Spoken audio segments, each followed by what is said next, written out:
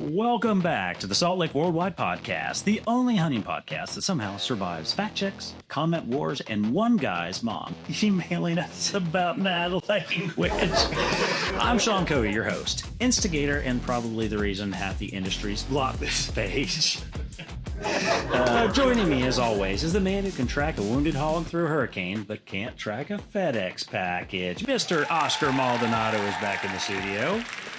And returning to the show is the legend himself, Captain Michael Murray, everybody's favorite trouble magnet. Facebook hates him, the algorithm fears him, and if this episode mysteriously disappears halfway through, you'll know exactly why and whose fault it was. I'm fine with that. Welcome back, Mike. Now, tonight's guest is the man behind Borrowed Time Outdoors, Seth Patterson, Florida's own gator grabbing, hog dodging, YouTube resurrecting, chaos wrangler. This dude almost went full-time creator until the algorithm kicked him in the teeth and deleted everything. Then out of nowhere, Josh Bowmar slides in like customer service with ads and helps bring him back from the dead. Yeah, I'm not asking about that. Yeah, now we're going to get to that. Meanwhile, the rest of the hunting industry's over here imploding in real time. Hunters bashing hunters, fake outfitters selling $250 trophy hawk specials out of their stepdad's trailer, influencers begging for free hunts like their midlife crisis giveaway. So yeah, tonight is not about playing nice. It's about calling out the crap, talking about faith, loyalty, and the swamp level stupidity that's killing the best damn lifestyle on earth. So folks, buckle up, pour a drink, mute the HR department, especially since Mike's here, because this one's gonna hurt some feelings. And with that, Seth Patterson, welcome to the show. Thanks for having me on. Looking forward to it. Welcome to Saltlick Worldwide Podcast, your ultimate destination for hunting, fishing, conservation, and gear. From international hotspots to the backwoods of America, we bring you the real stories, raw opinions, and the conversations others won't have. Buckle up. The adventure starts now.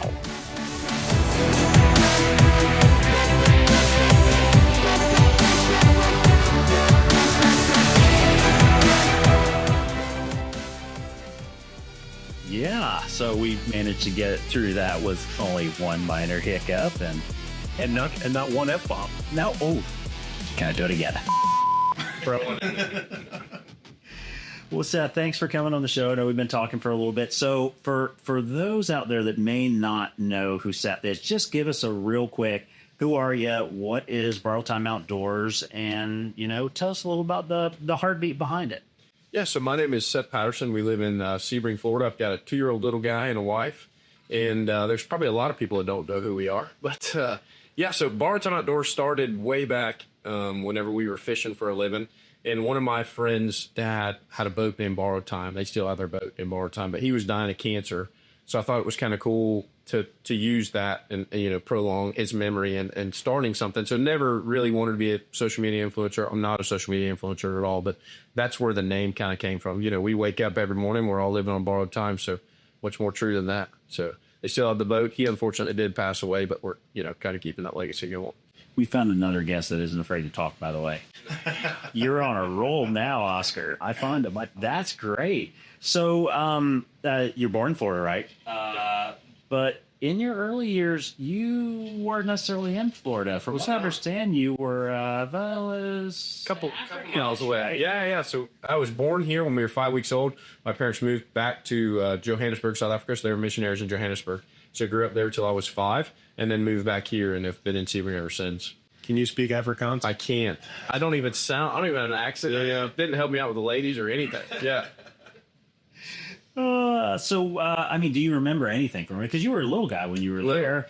I remember killing all the fish in my mom's pond she had. She told me to wash the rocks, and I washed it with Dawn dish soap, and all the water poured into the pond killed everything. And, and that's about it. I remember prison gates, like locking in our hallways. My dad every night would go lock prison gates. So if some people broke into the house, they couldn't get to us. All of our windows are boarded. Remember, people killing all our dogs so they could break in, stuff like that. But not a whole lot. Not a whole lot. So don't even remember traveling back and forth. They're probably so bad, kind of blocked out of memory. But yeah, no, it was fun. I'm looking forward to going back.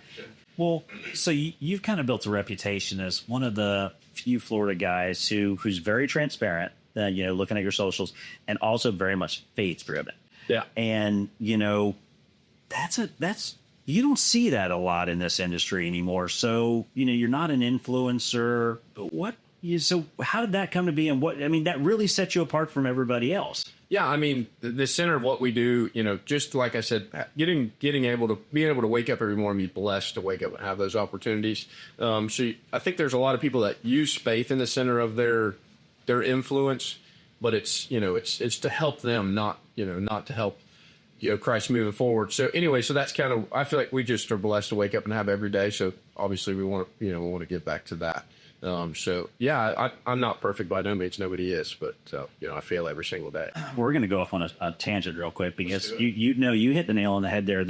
I think there's too many people in social media, call them influencers or whatever the you want to, that use faith, God, Jesus as a means to an end and to help them grow their following. And I can't stand that. It's a sales pitch. Yeah. And it's all it is. Yeah.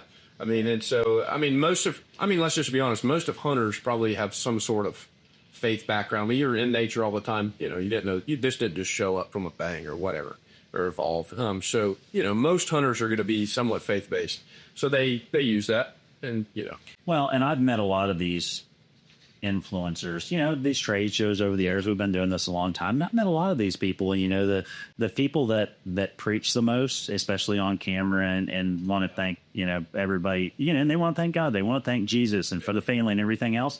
They're the biggest sinners you'll ever be in your fucking life. Yeah. As soon as the camera turns off, they're going to the bar. They are the walking definition of hypocrisy. Yeah. 100%. All right. Well, that's all I have. That's very true of the fishing industry too.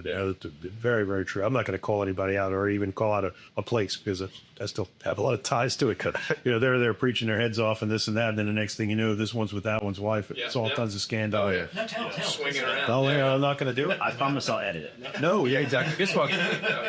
Tell you any other room. I promise. Well, all right. So give us the meaning Bahar. You told us a little bit about actually, no, you did a good job. But the name borrowed time comes from the boat. That's where you got it from. Yeah. So it came from a long time ago. Like I said, grew up and a buddy of ours, dad, his boat was named Borrowed Time, and that kind of just started from there. Actually, I have a business that we run that still carries that on. So I started that as an LLC, and then I don't even know why that kind of was just our first business we had. So we made an Instagram off of it and just kind of ran from there. So. Yeah, and the Instagram, I look like 90,000 followers. That's an impressive number. Yeah, we're blessed to do that. Yeah, that's great. Instagram is hard too. From any of that stuff, nobody follows anybody anymore. So yeah, is it follow? I don't know. I follow, but you do. Yeah, he does. He finds people that have like 3 followers, just like make them feel good. No, it was like, hey, listen, this guy's got something, and we'll like start talking to him, and all of a sudden, by the time we get him on the podcast, 30,000 followers or something. Just like he's got a knack for eBay. I should have found me a long time ago. Maybe it would have grown faster. Yeah, I just that's all I do is just watch hunting videos and stuff pops off. I think I found you. I think you took a guy from Skull Hill, and a blue wildebeest hunt. Yeah, and then I was like, wow, you can hunt blue wildebeest in Florida. Yeah, that's insane. And then I saw you, and I was like, oh, dude, this is awesome. And then I had the idea of we talk, international hunters and stuff like that. I was like, let's bring some that's cool. A guy's hunting African animals in Sebring, Florida. That shit. Yeah, for sure. And then I saw an eland hunt out there. Yeah. And then I showed John. I was like, look at this eland. He's like, where's that? I'm like, dude, hour and a half down the road. That's definitely a lot shorter flight for sure. If Africa, sure. Yeah. Well, let's go back to this. So, we talked about faith a little bit, but you keep God at the center of everything you do. So why is that important when the industry's so full of, ego and self-promotion? I think it's important for me, whether it's important for the guys in the industry or not. I won't say it's been important to me my whole entire life. Having a little guy and just, I think your mindset switches, you had a kid a while ago, but now, your whole view of life changes. And so I think it really became real to me probably 7 or 8 months ago. I probably was the guy, that would say, hey, this is what we're going to do. And then the camera kicks off and we're doing the same stuff everybody else is doing. There's no difference there. So it really, what kind of legacy do I want to set for the people around me. I don't care about the industry and what the industry wants to do. Every industry has crooks in it, and we're going to continue to have more. But I'm trying to set a legacy for my family and the people watching us to know, hey, whenever I see this guy at Wawa's, you know, there's something different. He's not just saying, hey, this is how we're doing things and putting a, you know, Bible verse in his video or whatever. There's a difference with this kid, you know. And like I said, I'm not perfect, and I'm still going to do things. And people don't look up to me because of that. But I just want to be different to show, you know, start a legacy for my family in our outfit and run a faith-based business that, you know, when we are successful, people, you know, we can say, listen, it's not because of us, and, you know, be humble in that. Yeah, I think I don't think you've hunted with him yet, but Kevin and Taffy Roberts, very eye-faced, and, you know, when you go out there and you hunt the timber free, you know, very much that way. And I really enjoy it. Like, you know, when you get to camps with people like that, and we do that in South Africa, you know, it's the people that appreciate it and that are thankful, you know, for every day. The sun that comes up. You know, I had a good talk with Hannes about that when we were there last year, and I didn't realize he's a man of faith. You know, Get closer to the mic. Oh, there we go. Sorry. Yeah. But yeah, no, I had a little talk with Hannes, inadvertently, not knowing because I'm not South African. I said something that is actually a blasphemous thing. I felt off it. And he, you know, Hannes is so polite. He's such a nice guy. This guy's like 6'5", and he was so like humbly came and was like, listen, I just want to let you know what you said is kind of like a blasphemous thing that's a South African blasphemous statement. I had no idea. I just had a buddy who was South African that said that, and I repeated it. And then I heard someone else say it there, and I'm like, oh, that's a thing, you know, like a moron. I went and repeated it. Yeah. I mean, I felt awful, but he was so nice about, you know, telling me about it. I thought it made me think about it all day, you know, like, gosh, man, you know, you just feel awful about it, you know, but a lot of people of faith there. And I read a little bit of the history. If you read any of the history of the Afrikaners in South Africa, you understand why they're people of faith. The things that those people have went through, the things that they've seen that nobody should have to see. And just, you know, that to me, when I see the way they are, they're not, you know, they're not preaching to everybody and making everything known and shoving it down your throat. Yeah. They live it. Yeah. They live it, you know, and you get the feeling like, you know, they know that there's something bigger than them. And like you talk, when you have kids, you realize that you're not the biggest thing in the universe anymore, you know, and it really changes your focus, you know, for me with fishing and hunting and everything, you know, just you sit in the woods by yourself, you know, you kind of, your mind goes to like, wow, you know, you're blessed. Yeah, now that you're sure able to do this stuff, you know. So anyway, that's what 2 cents. Well, and back to the Afrikaners too. And obviously get sidetracked here, but you know, they didn't go through one, but 2 series of Boer Wars. Well, not even even beyond the Boer Wars, the whole persecution by the British and everything else. The stuff that happened to them. It was at December 16th with the Zulus. The whole massive. Oh yeah, so it started. Yeah. So that was really the beginning of it. And then after this past trip, I went and I did a little bit of research. I was reading about it. The Shaka Zulu, I believe. Yeah, it was Shaka Zulu. He told them, hey, come to camp. But leave your weapons. Come to camp. I want to celebrate you giving us our cattle back, because they got their cattle back from a rival tribe, apparently. And Hannes, if you're listening, you'd correct me on this, but and they massacred them. And then they went to their camp and killed all the women and children. At the end of it, I think there was something like, I don't know, 300 or 400 Afrikaners surrounded by 12,000 Zulus. And as the story goes, I read, they prayed to please let them, you know, persevere through that. And I think they wound up killing like the bulk of the Zulus and now one of the Afrikaans passed. So as a result of that was God answering to their prayers in their estimation. And that like launched this whole thing. And it's not commercialized. It's not like, you know, I mean, I grew up Roman Catholic, and I got to see the priest in a brand new Cadillac. And I remember as a little boy my mom took us on me up for Sunday school, and they opened up the book and pointed to the ledger, to the dollar amount, and said, not enough money, which I think is unbelievable, you know? Yeah. And that's the kind of thing that I think in this country turns a lot of people. Oh, yeah. It's not faith, it's religion. It's a totally different faith. Well, it's not a religion, it's a relationship.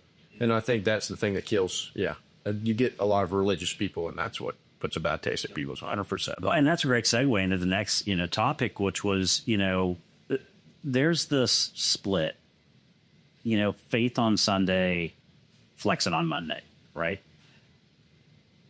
And I'll ask everybody, not just you, Seth, but do you think social media has made, you know, a lot of these Christian, and I'll use air quotes, Christian hunters hypocritical?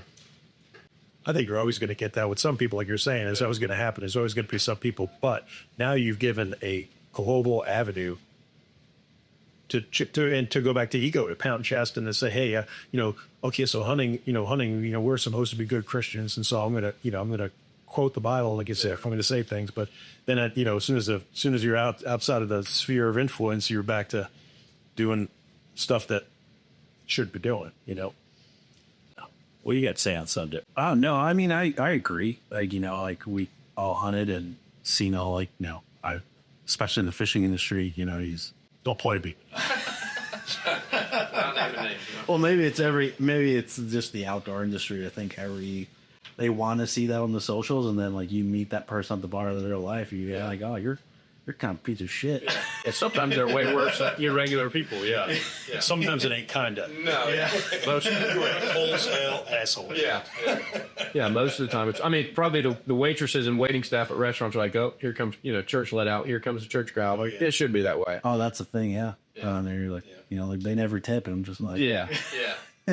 18 of you sat down on a table and you guys left $4 for air. Let it sell. You hit the nail on the head right there. I can remember as a kid, it was a funny haha. We'd go out to a restaurant or something that had a bar right after church on Sunday.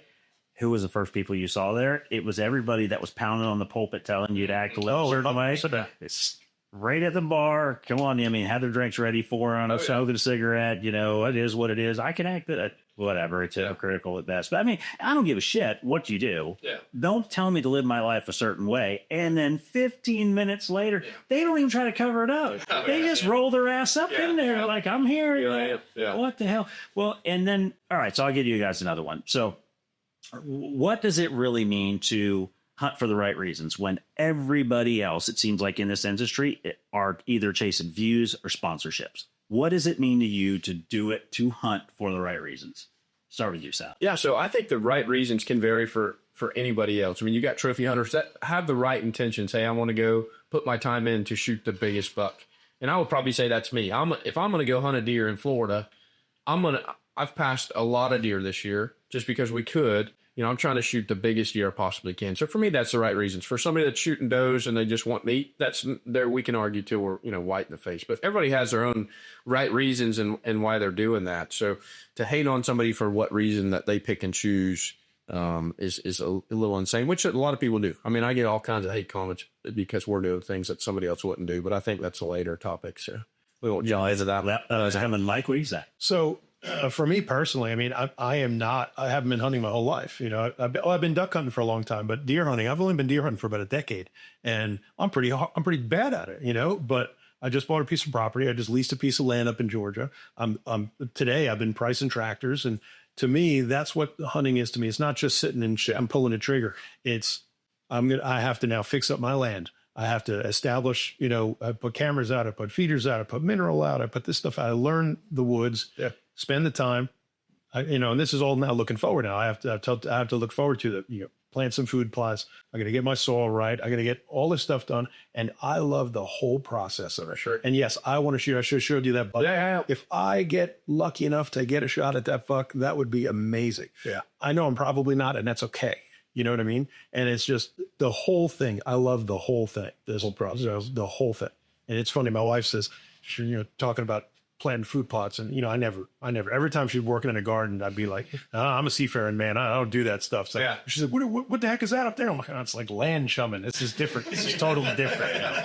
But anyway, but I know I really that's what it is to me. So I'm not a good enough hunter yet. I've killed a couple of bucks. I've shot some does for meat and this and that. And we're going to Africa with you guys, and it's been great, and I've learned a lot. But there is an evolution that every hunter goes through, and I'm in the middle of it, and I'm like relishing every bit of it, and it's fantastic. I love being. The other day I sat there, I didn't see a dang thing except for this barred owl that sat in a tree next to me for a half an hour. And you know what? I walked away from the stand just happy as a clam. Do I want to shoot it? Yeah, of course we're doing it because we want to shoot deer, but I'm learning more and more every time I go. I'm learning what trees are dropping acorns at what time, where they want to be, and all of that means the world to me. Well, and it's being a steward of the land. 100%. That's important. And, me looking back on, the last decade or so with buying several different farms and being able to improve the farms and improve the habitat, to me, I get more enjoyment having friends come out, friends and family come out, and especially kids come out and to shoot or harvest their first buff or their first doe or whatever. I have more fun doing that. And don't get me wrong, I like to squeeze the trigger. As God is my witness, I've made it. I like to send it down range. However, given the opportunity, I would rather sit behind a camera and film a kid or somebody that's never done it before. It's the appreciation, the joy. It's 100% realistic. It's not fake. It's not for a camera. Like if they're crying, that's real shit. Yeah, they don't know any different. No. Like that, there is no better reward than having a kid look at you with those eyes and that smile on his face. Like, you made it at that point in time, and to see the evolution of what it was to what it could be.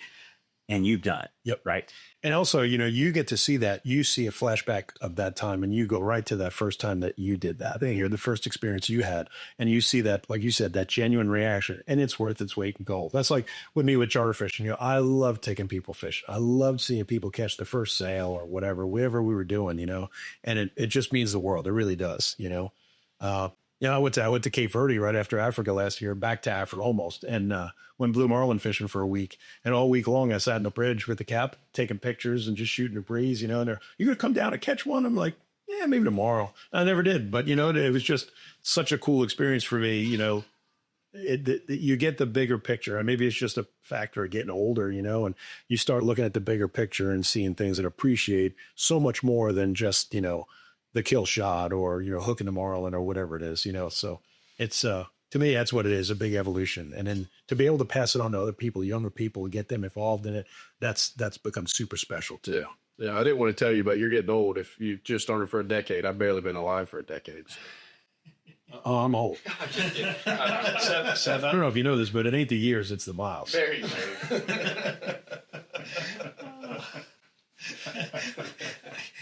I'll refrain for right now. Oscar, tell us your take on it. Yeah, and we'll go back. Hunt for the right reasons. What does that mean? What does that mean to you? Chasing the sponsorships and all that kind of stuff. I just, that's like I told you at the beginning, this channel isn't that for me, and I don't want it to be, because I don't believe it. Like, I don't believe it. I think it's very disingenuous of somebody to be like, I shot this deer because of this $1,500 rifle and a $2,800 scope with my $1,000 boots and all this stuff. I just at 37 yards. Yeah, exactly. Yeah.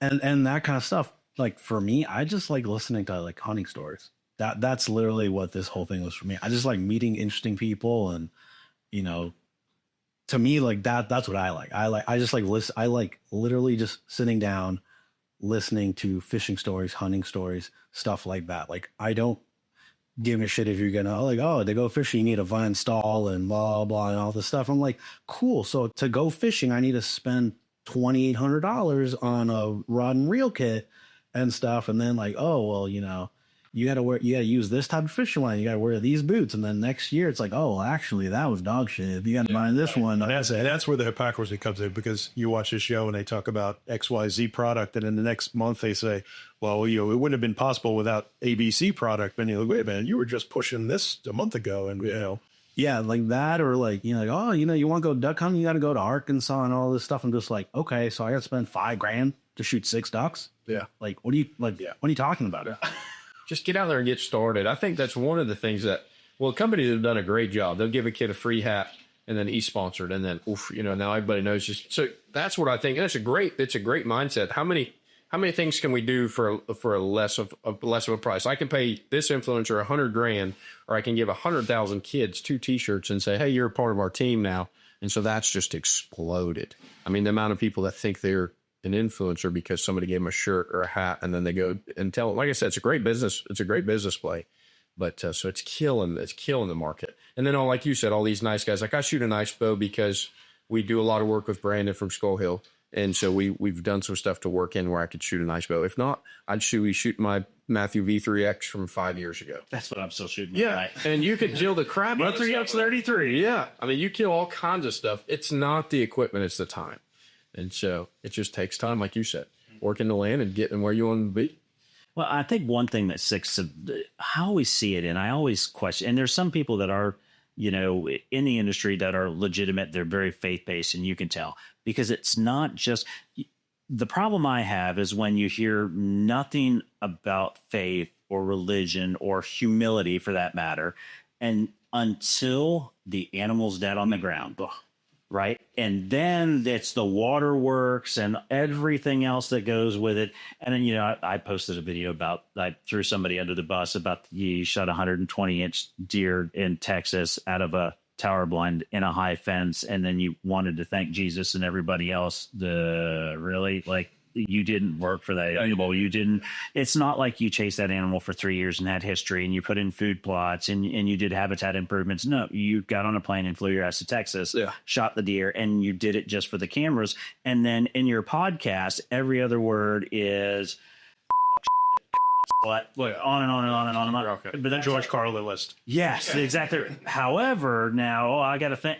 Now, really, and that maybe that's okay for you to act that way and be that way, and literally these are the people that are getting sideways drunk on their podcast, and I'm not throwing shade about that by any stretch of the imagination, because I think that's fine. But I'm also not preaching to people to live a certain way after I kill an animal, or that pisses me off. I literally watched a video the other week, and I had to turn it off because this person shot an animal, and he's like, first, I thank my Lord and Savior Jesus Christ, you know, for putting them out there, and I dummied this deer. And then he shot another thing. He's like, oh, I'd like to thank, and it was like over and over. It was literally 10 animals, 10 like, oh, thank you, God. And I was like, I had to turn it off halfway through, and I was just like, this is ridiculous, because it was automatic. I was like, look, after he's done doing the grip and grin, he's gonna thank Jesus. Yeah, this is his play that he does every time. Yeah. Well, let's before I piss too many people off, because people That's no fun. You got to make some people mad, or we're not doing something right. Oh no, that's exactly. And I don't care. Yeah, aside from a couple of censorship beats now, it's full send. We got canceled for a long time too. I mean, we did this for a long time, and the vast majority of our episodes just instantly shadow ban. You get posted, or you just get rejected flat out, and I get a nasty note from Google, which, you know, owns YouTube. But now we've kind of figured it out a little bit so that we don't get kicked off as much. There you go. But it still happens. We do it. I know when you look at the page, and, you know, the video we dropped a week ago has 30,000 views, and the one we dropped 5 days ago has 3. It happens. Yeah. Just if you're wondering why. So speaking of YouTube, yeah. You know, we talked about this, and you got a pretty cool story. You were at one point in time were ready to go like full-time YouTube. Yeah. Then kind of the rug got pulled out from under you, so to speak. But tell us about that. Give us the story, because it's really cool. Yeah. So I've had, I don't know how many YouTube channels now, but my first one, we did a lot of dog hunting content, which is apparently super controversial. So anyway, I don't know how many subscribers we had. 50,000 maybe. And we had some bigger videos going really well, and I could see a future for us in YouTube. So, you know, we were trying to kind of make that turn to do YouTube full time. And I mean, I was new to it. I had no idea how much money was in YouTube, any of that kind of stuff. Anyway, so we were laying in bed, me and my wife, on a Friday night, and heard in my phone, dang, had an email rolled over and saw that YouTube was gone. Your channel was deleted. And I think I stayed up all night just trying to talk to somebody. Like, hey, just, you know, why? Just tell me something, you know. We work so hard to do this kind of stuff. We film, you know, we were posting like 3 videos a week. And so we were working hard to do all that. So I was like, you know, they don't care. It just was gone. And that was that. So I started another channel like the next 2 days. Started posting videos again, deleted. It's like, man, you know, there's such a light at the end of the tunnel that I could see and almost feel. And it was so crushing to not be able to go to it. And so kept continuing to post, and just kept getting deleted. So I just gave up. And so then that's whenever, you know, we were talking about Josh Bowmar earlier in the intro. And so Josh found us on Instagram. Don't know why. Don't know why he cared about me. And so he reached out to us and said, hey, man, you know, let's talk about what's going on. Here's my phone number. Give me a call. And so he was actually out shooting that giant elk they killed. And so I tried to talk to him, and he was busy doing that kind of stuff. Anyway, so he finally reached back out to me, and he has an affiliate at YouTube that he worked with and stuff. So he's like, hey, give me all the information. Let's see if we can get this channel back. I said, okay, cool. I'm jittery. You know, you're talking to Josh Bowmar on the phone. He's pretty, you know, I don't know anything about Josh. Watched his videos since I was a kid. So I was, you know, talked to him, sent him all the stuff we had. Anyway, he talked to his affiliate. And pretty much they said, you're deleted for animal cruelty. Don't do any more dog content. Don't post any more dog content. We can't get you your channel back. It's go on. See you later. Bye. But just don't post any more dog content. You're good to go. So that's kind of what Josh told me. He said, hey, man, go shoot stuff with your bow. Go shoot stuff with your rifle. Just don't post any more dog content. So we've just left that alone, and YouTube's left us alone for right now. We've got a dink in our AdSense account or something. We're trying to figure all that out. But so yeah, we've had our channel now. I don't know how long, maybe a year. And so we haven't posted as much because it's kind of hard. You have some regression on, do I go full time, posting 3 times a week again? Obviously, I can't go full time now. We've got businesses and things that are taking place. But do we, how much do we lean into that? Is it worth it? It can just be gone. So that's kind of our YouTube story. And now we're starting to pick back up on it again, post some stuff. But yeah, it was just gone. It was gone forever, just out in the abyss. We never could get it back. So did they offer you any sort of some animal rights group or some dog rescue thing got angry or, No, I think it's just one person at YouTube had found me and they did not like me. And so since we were posting, and I mean, we went above and beyond, like our dogs are very well trained. We went above and beyond. Dogs weren't, attacking hogs, and we're filming it, giggling, laughing. Our catch dog hit a hog. We're right there. My catch dog would walk with me. We catch the hog for me to the bathroom, and we're there 5 seconds. Dogs are off. Like we weren't posting stuff that was, in my opinion, cruel. People are different in all their own opinions. But yeah, somebody had found us. It had to have been. Because as fast as they were deleting my channels, they were looking for me, and it was just gone. Well, it could be you pissed somebody off that was reporting it, too. Yeah. So you can also report channels. So for sure, it could be that. But I've been reported hundreds of times for Instagram, TikTok. I mean, we've lost a lot of TikToks, too, but that's a different story. But so it's amazing when you look on social media at any, like a lot of the African pages will have a, some of them are blurring the hunter's face out, which I get. But, and you look at the comments, and more than half of the comments are, you're a disgusting, terrible person, and how do you do this? And it's just like, boy, oh boy. Oh, we've had death threats. Family fate, they want to come kill my family, want to know where we are. Like, what? This is crazy. Since when, anyway.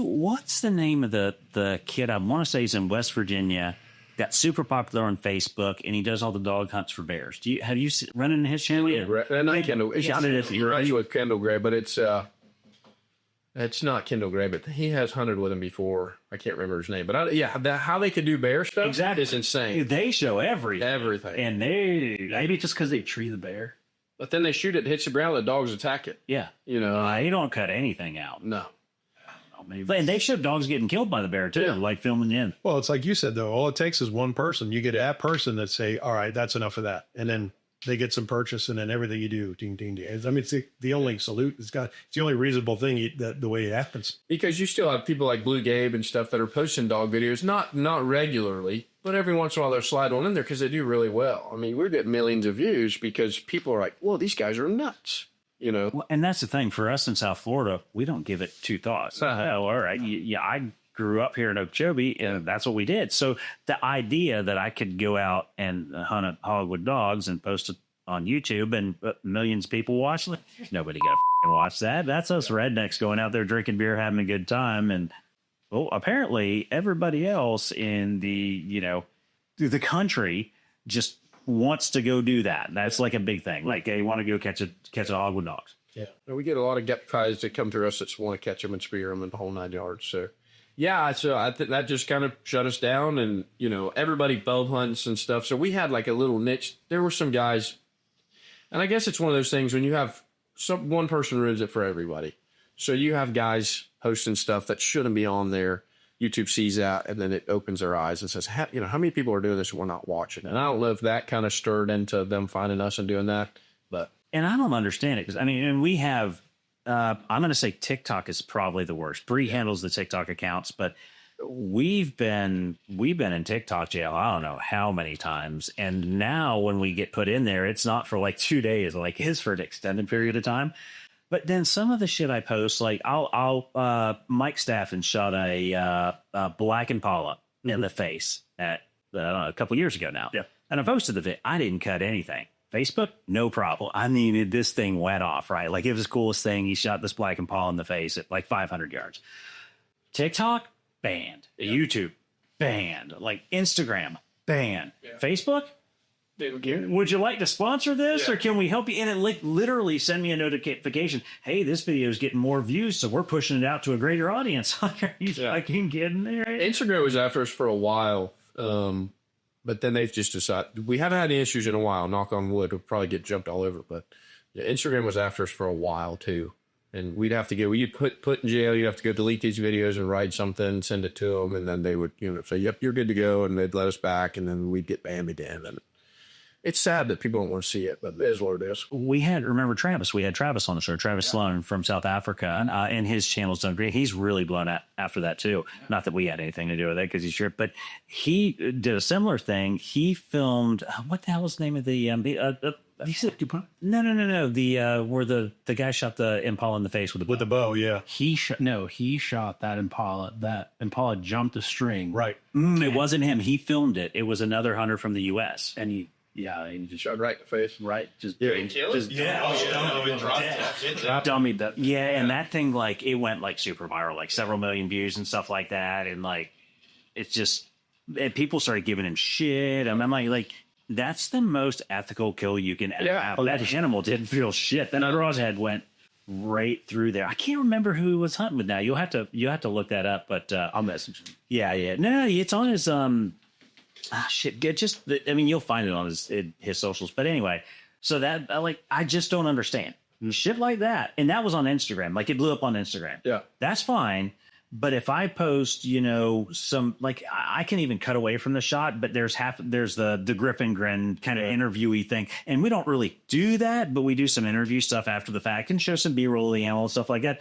If there's an inclination that the animal is dead, you're there. Like, you're done. Like, what the f***? Like, what do you do? I mean, and I guess, like I'm watching, Sean Ryan and a bunch of other these other podcasts that I like now, and they all have Patreon accounts now. And maybe that's where this thing is going. And eventually everybody's going to be on Patreon because it's not getting censored. And frankly, I don't want people to censor. I want to be in charge of what I want to watch. Sure. Yeah. I don't want some other person telling me what I can and what I can't consume. I think that's horseshit. Yeah, we're being us as outdoorsmen being pigeonholed into someone else's moral compass. Well, that's really what it is. And it's changing the way we do things too. Like, I mean, we as a group, I use that lightly. I mean, I raise hell. I cuss. I scream. I show my ass. We also, when we're out there hunting, we live the same way. We laugh. We have fun. We drink. We cut up. That's what we do. And apparently that's a giant faux pas. Well, anybody think that's bad? You've never been to deer camp before, because that's the reality of it. The people that follow us and like those stories are because those are the people that are doing it.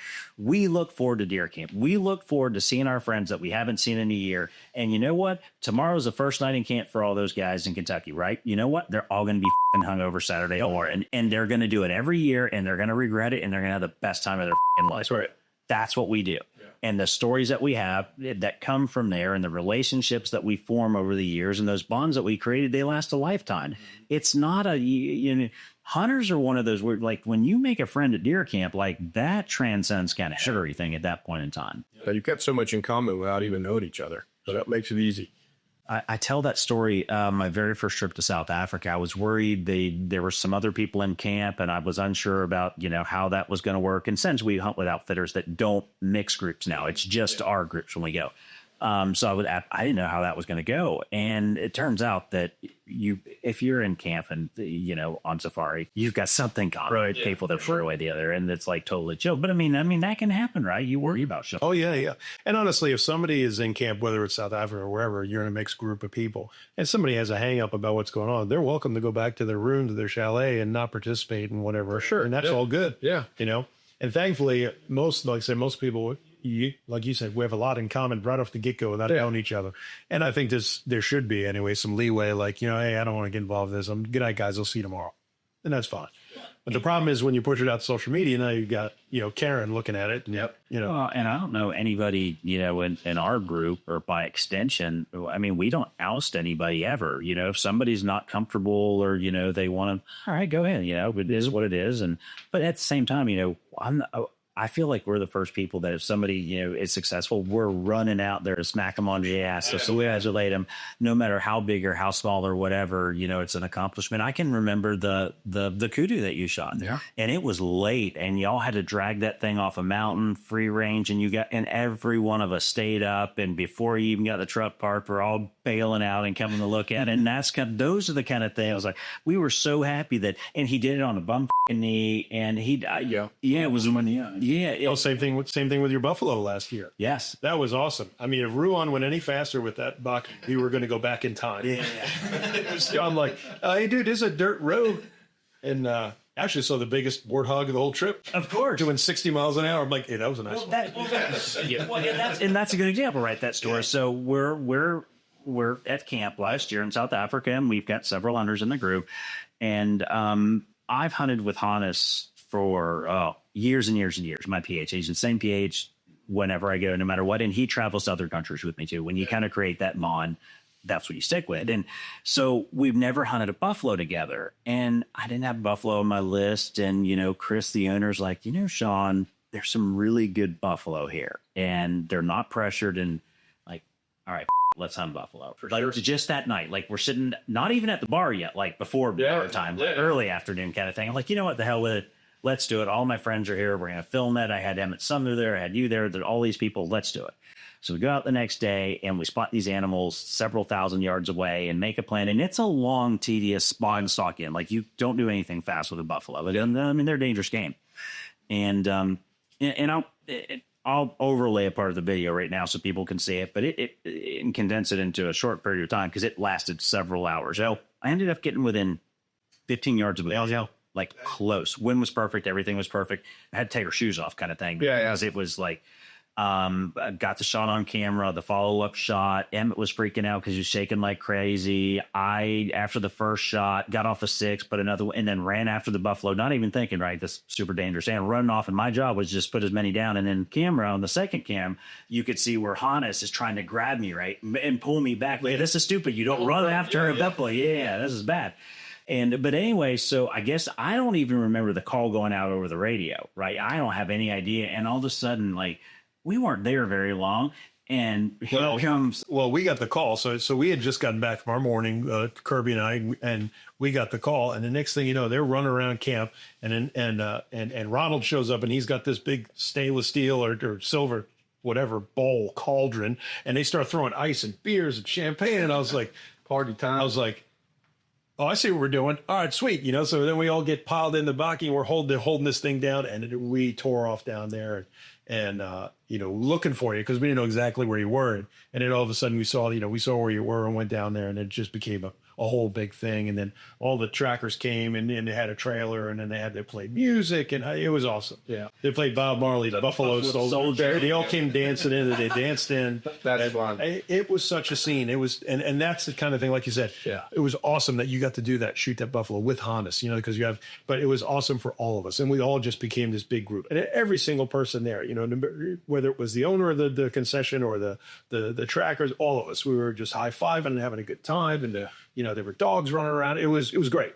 It was absolutely celebrate everybody else, the other people's accomplishments, and I think that's a unique thing. And you're in the business too as an outfitter, where you have an opportunity to make those bonds with people and have several firsts, and whether it's a big deer, or it's a fallow deer, or it's this or it's that. I mean, that's got to be a cool thing too. It's a blast. I mean, I got hugged a bunch this weekend, and that's fun just to see. We had 11. I want to say he was 12. He killed a 200-inch whitetail.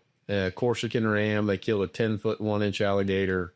We got lots of hugs this weekend, so that's just fun to be part of. Yeah, that's cool. It's cool. You did too recently, right? You went to Fantasy Fest, right? You're just mad because you didn't get the invite. What, are you kidding me? I was dressed up. I was all painted. And we actually talked about that before you got here. Yeah, so that place was fun, but it's all right. I did. I literally just pictured you as Fantasy Fest because I know that's some key best in show, some janky shit that you would absolutely do 100%. I can't get out of my head. All right. Check me out at dadbot and onlyfans.com. We'll start one together. Stab, Bob. Yeah, I got you there. You see what you get yourself. Works, hey, Rob. All right, so let's talk about. So we talked about some good stuff. Let's talk about the ugly side of the hunting industry. So, I complain about this all the time. Hunters bashing hunters. To me, it is the dumbest civil war in the industry, and there's absolutely zero reason for it. None. If you want to hunt with a crossbow, or you want to hunt with a rifle, or who gives a shit? Right. Why are we bashing each other? Seth, I'll start with you. What's your take on that? I will say I bash my brother-in-law if he's listening to this all the time because he shoots a crossbow, but that's just out of love.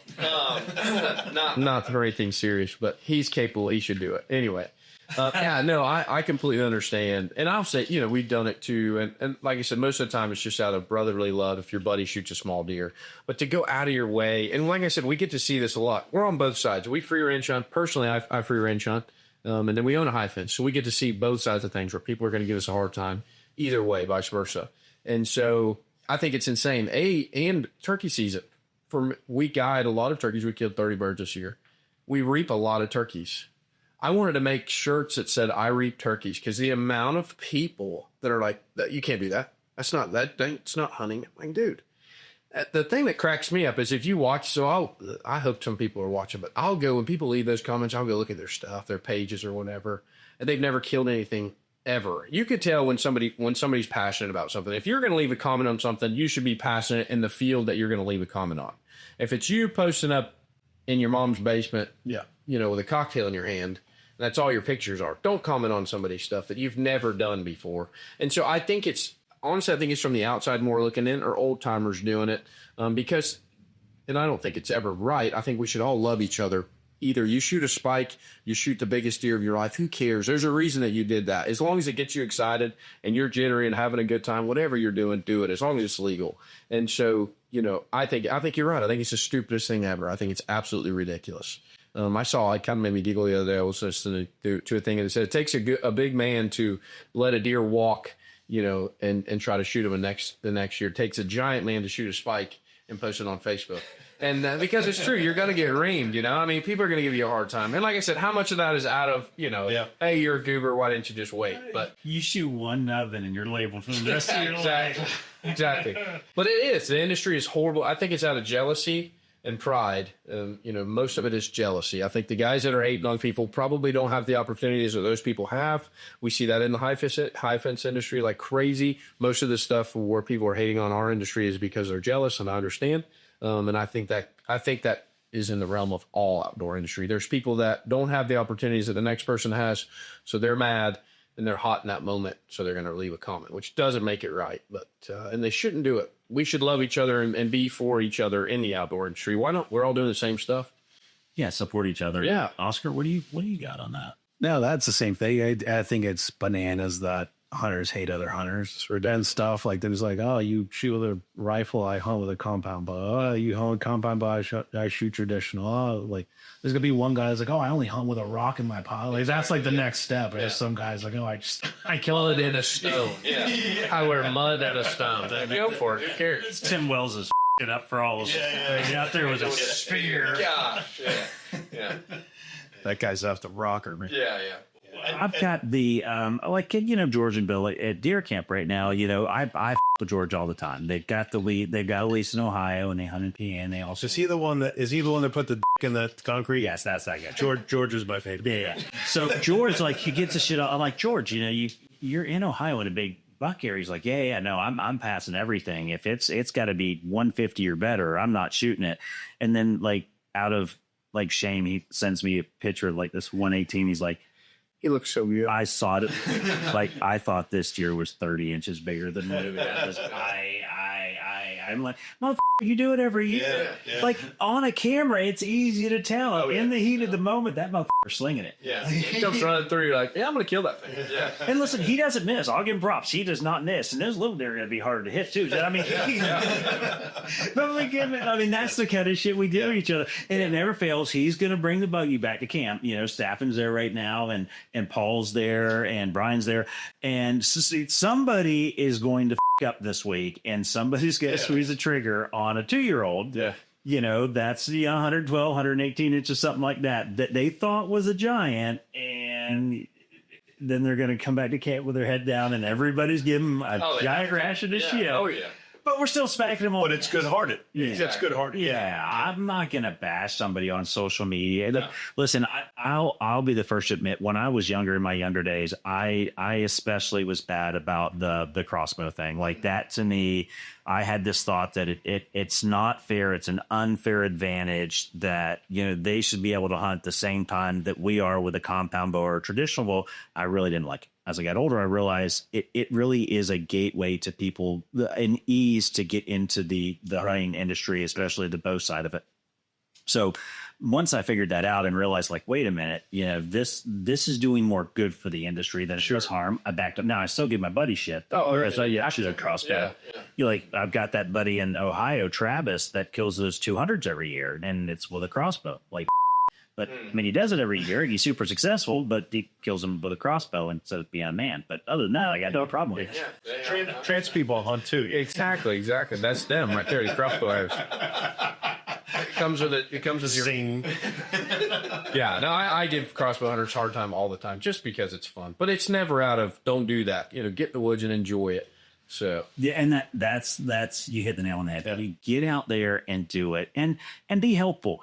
I see these people, they'll come to a new group page or something like that, right? And they'll ask a question, which to most of us seems like a dumb question that everybody should know. But then when you take a second and think about it, this is a novice. They've not done it. They don't know. And when people blast them and come out and treat them like shit, instead of trying to encourage somebody to get into the industry, you just push somebody away and possibly forever. Yeah. And in this day and age, when, I grew up and you and I are more closely related than these two young bucks that are here, like hunting and fishing, it was ingrained in us from an early age. That's what we did. There was no option. Like, that's just what you did. And that was part of your heritage. That's not the same anymore. The vast majority of kids raised today aren't raised that way. So the ones that are should feel fortunate, but it's not that way anymore. And I don't know where the disconnect came from. I don't know. It wasn't COVID actually helped the hunting industry, but I don't know where I think it was before that. In the last 20 years that video games and, instant gratification. Yeah. Hunting is certainly not instant gratification, and neither is fishing for the most part, most of the time. But you get these kids now, look at a TikTok video that's 30 seconds long and you try to make them watch something 20 minutes long, like, hey, watch this. This is how this happens, or this is how this is built, or blah, blah, blah. They're not interested. It's tough. There's a lot of young people that are been programmed to, you just click, click, click, click, click, when you tell them, we're going to sit here for the next 5 hours. And if it looks right after 5 hours, we're probably going to stay 2 more. And then they look at you like, are you out of your mind? And I'm like, turn your volume off. Don't look at your phone. No, you I can see your light stop. Yeah. Just sit still. And they're like, you're out of your mind, old man. Yeah. But that's crazy. So I watched a podcast. It's crazy because Mike Sumner and I had the same conversation when I was driving to Kentucky a week and a half ago, and we were talking about it. I don't remember what it was, and some doctor came on. I was like, look, kids are just conditioned now; they can't do it. So we take our kids' phones away and we make them have a movie night once a week, so they can. A kid today can't finish an hour and 45-minute movie. They can't do it. They're so conditioned to the instant gratification of that 30 or 45 or 60-second reel that they want it now. They can't wait for the build up and the payoff at the end. They got to have it now. I'm like, I enjoy movie night. Like, I want to sit down and watch. Oh, 100%. I don't get it. What? 100%. I want to say with the outfit, we do get to see a lot of kids do their first, like shooting a hog for the first time, anything like that. So and then once you do it once, for the most part, they're lit up. Right. Hey, we're coming back. And then you're starting a generational of hunters. They're going to get married. They're going to have kids one day and say, hey, Dad does this. This is fun. Let's go do it. So I will say, you just got to get them in the woods. Once you get them out there, for the most part, they're like, hey, we got to find a way to do this. Yep, absolutely. So I'll tell you a great story I'm very proud of. My son has been fishing and hunting with me since, he could barely stand up. When he was old enough, he worked on my charter boat, and we duck hunted. He used to sit in the boat with his little wooden gun when he was 3 years old And now to the point, now he's in college. He's at USF in Tampa, and he fishes for a living in the summer. And he just won $120,000 with his team marlin fishing this summer. Took his money, bought his own duck boat. But even before that, he was borrowing Ginus and stuff in Tampa. And there's a lot of redheads in the sampler. And he's gotten his roommates, and he takes them. And I'm like, listen, be very careful with inexperienced people, you know. But he's great. He's taken these kids, and these are they're in their late teens and 20s. And now he's got this whole crew that like eat up with hunting. And then we took some of them to John's property and shot some hogs. There you go. They had the greatest time. And it's like now all of a sudden all these kids are like, oh, I want to try deer hunt. I want to do this. I want to do that. And that's awesome. And for me as a dad to see my son now he's doing it. He doesn't even have kids yet, you know, but he's now teaching these his peers like, hey, let's not sit here in front of the TV or look at the computer or whatever. Let's go out and do this. And he's got trudging around in a bay and trudging around in swamps. Yeah, it's great. It's very gratifying for me, you know. And I had a flashback just then. I can remember, you know, I don't know how many years ago, but Brant was this little bitty kid. Oh, yeah. Looking over the gunnel as we're bringing the live grouper. Oh, yeah. We didn't bring him into the boat. Well, kind of, but it was your fault. It's legal if you have to take tackle out of their mouths, and I'll take that to the grave. And there's several pictures out there, like my Michael, like little bitty shit, and I mean, like all of a sudden they're taking because he's taking people out and doing that, encouraging people. That's what we need. We need more of that. Yeah, 100%. Yeah. And I want to circle back to something. You made a comment about especially high fence hunting and people bashing other people that hunt high fence. 100% agree with you, but I want to go back to that. So that kind of goes back into those guys that I only hunt public land, so I'm better than you. My opinion on those guys, and somebody's going to reach out in the comments and have something else to say. I feel like if a lot of those guys that only hunt public land, it's more of a monetary thing. That's all they can afford to do. Sure. And I'm not going to bash them for doing it. No, not at all. My problem is when they bash other people for being on the lease in Iowa or Ohio or Illinois or Kentucky or hunting a high fence, and you can clearly see it coming. What the fuck? Like, nobody's going out and bashing you for the picture of a 6-point you killed on public land. Everybody is in the comments like, hey, that's great. And the first thing you do, I witnessed this the other day. The Big Goat posted a photo of John's deer that he shot, and instantly, and I fucking went off on people. And if it's not public land and this and that, and I'm looking at these people's profiles, but tell me your side of it. You alluded to it a little bit, but what's your thought on that? Because I have a hard time with it. Yeah, I'm kind of on the same basis as you. I think it's jealous, and I don't want to say this in a way. I can't afford the deer in our high fence. You know, you should come shoot. You know. So I think it's jealousy of something that people can't afford. And I mean, in the grand scheme of things, you're going to go hunt public land. You know, you're going to put some money into it. I understand that. You got time and, you know, your equipment to get in there, the whole 9 yards. And don't get me wrong. I'm not lying to myself that high fence hunting can be easier, can't be easier. I've hunted in the woods before, free range as it can get. And you hunt for 5 minutes and you kill your deer and you're gone. And then we had a client the other day came 19 times to shoot a red stag. You know, so it's not always easier, as it's not always harder, but I think it's a jealousy issue.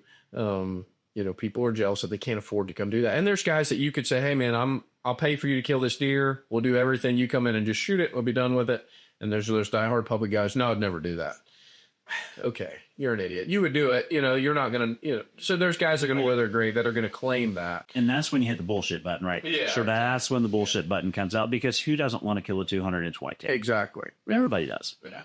100 for everybody does. Yeah. And and I get it. I get it, but I don't, right? I don't understand why the bashing. I mean, some people are more fortunate than others. Did they work harder? Were they more successful? Did they get a piece of luck? Oh, that's fine. My problem is, I'll use John, for example. John works his ass off. John's got a very limited window to hunt. John does not have 3 months a year to dedicate to whitetail hunt, to grow deer, to put cameras out, to feed deer, to do this and that. He has a limited amount of time to go someplace and hunt, and he wants to be successful when he hunts. Yep. And you know what? I don't know that he's spending any more by doing that than me in Kentucky or somebody with a lease running trail cameras, running the food plot program, running all this other shit. What's the fucking difference? Yeah. We're all spending money to end up at the same place. If you shoot it in a high fence, you shoot it in a high fence. But to that point, I've watched two people at this fucking table struggle their ass off to hunt axis deer in a high fence and not come up with anything. Like not one trip, but several. We had our last 3 groups haven't been able to kill an axis deer. Right. We've got some we're supposed to. Yeah, it's just one of those things. It can be super easy, it can be super hard. But that's what we cater to is the guys that have limited time. Time is money. Not, most of your public land guys, I don't know how to not sound like a jerk, but they're going to work at Publix or, they've got time where they could get away and do something. Most of your business owners that, time is money. For a weekend costs them $20,000 to be gone. So they're going to come to a high fence, and spend some good money but get exactly what they want. Hey, I'm coming to shoot X, Y, and Z, and, let's try our best to do that. And then it's up to the guy to make it an experience. I was talking to a guy the other day. He said, I went to a high fence and I turned around and left. Because he walked over, he spun the feeder, and before he could leave, all the bucks are coming out to the corn. I'm like, yeah, that's ridiculous. And there's high fences that are like that. And those guys, it's a more corporate high fence. They're, trying to get you in, trying to get you out, trying to get you in, trying to get you out. And there's some locally that do that. But it's up to the guy to give you the experience of, hey, we're going to spot and stalk this deer or do that. And we try to cater to our customers. I've got guys, we had a guy the other day that shot that eland. And I said, all right, let's get out here and we're going to walk. And he looks at me and goes, does it look like I want to walk anywhere? I said, sounds good. We'll drive the Can-Am over there. There's guys that don't care and there's guys that do, and we're going to cater to the guy. It's your job to know your client in any aspect of work. You're sure fishing charters. You got guys that are going to do X, Y, and Z, customers, and so everything's different. But I think it bases off of jealousy, and people just can't stand. I heard something the other day. It said, when your dad dies, that's truly the only man in life that is joyful with you being more successful than him. Yeah. You want your buddies to succeed. You want your brothers to succeed, but you never want them to do better than you. And if you see people doing these kinds of things, they're doing better than you in your own mind, and you have an issue with it. So that's a really good way to, and you hit the nail again on the head with experience. And that's a thing that Chris Liebenberg with the Vula preaches. He asks his clients before they come over, he and Nancy, and props Nancy because she's really good at it. What is the experience you're looking for? What do you want out of this trip? And they can cater an experience and a trip around what the individual hunter wants and what they expect to get out of it. Very much like what you do. That's what a lot of these kind of places do. And for people that don't have time, and time is the big thing, there are people that have lots of money, but they prefer to go out there and they'll buy themselves a little farm and they'll go out there and that's what they do. That's fine. But there's also people that don't have the time to go do that, but they want to enjoy the sport and they'd like to see a little success. Maybe. High fence doesn't mean success, by the way. No, not by any means. Well, like those axis deer are a great example. Yeah. Good Lord, those things are finicky as heck, and then they look at you and they're gone. It's amazing. Yeah. It's amazing. And I shot at Kevin's place at Timber Creek before I left for Kentucky. We needed to kill a couple of those, and Kevin and Taffy they had a few left. And they're like, come out and we'll hunt. And then Taffy hung out with Jenny and the baby, and Kevin and I went out, shot an axis deer with a 300 PRC on the shoulder. Never found the animal. There was a pile of blood that looks like that deer should be dead right there. Never found it. Yeah. That's a high fence. Yeah. I never found the animal. And I think I was against high fences. We talked about this earlier. I'd never really been to a high fence before we owned one. So if you don't understand, you don't understand that stuff. You just hear what Jim Bub says about a high fence, and he's never been to one either. So you don't know. And so until you come out and experience something and you have that struggle, most of the guys you talk to, they're not just saying high fence hunting isn't easy because they're trying to make themselves feel better. And like I said, sometimes it is.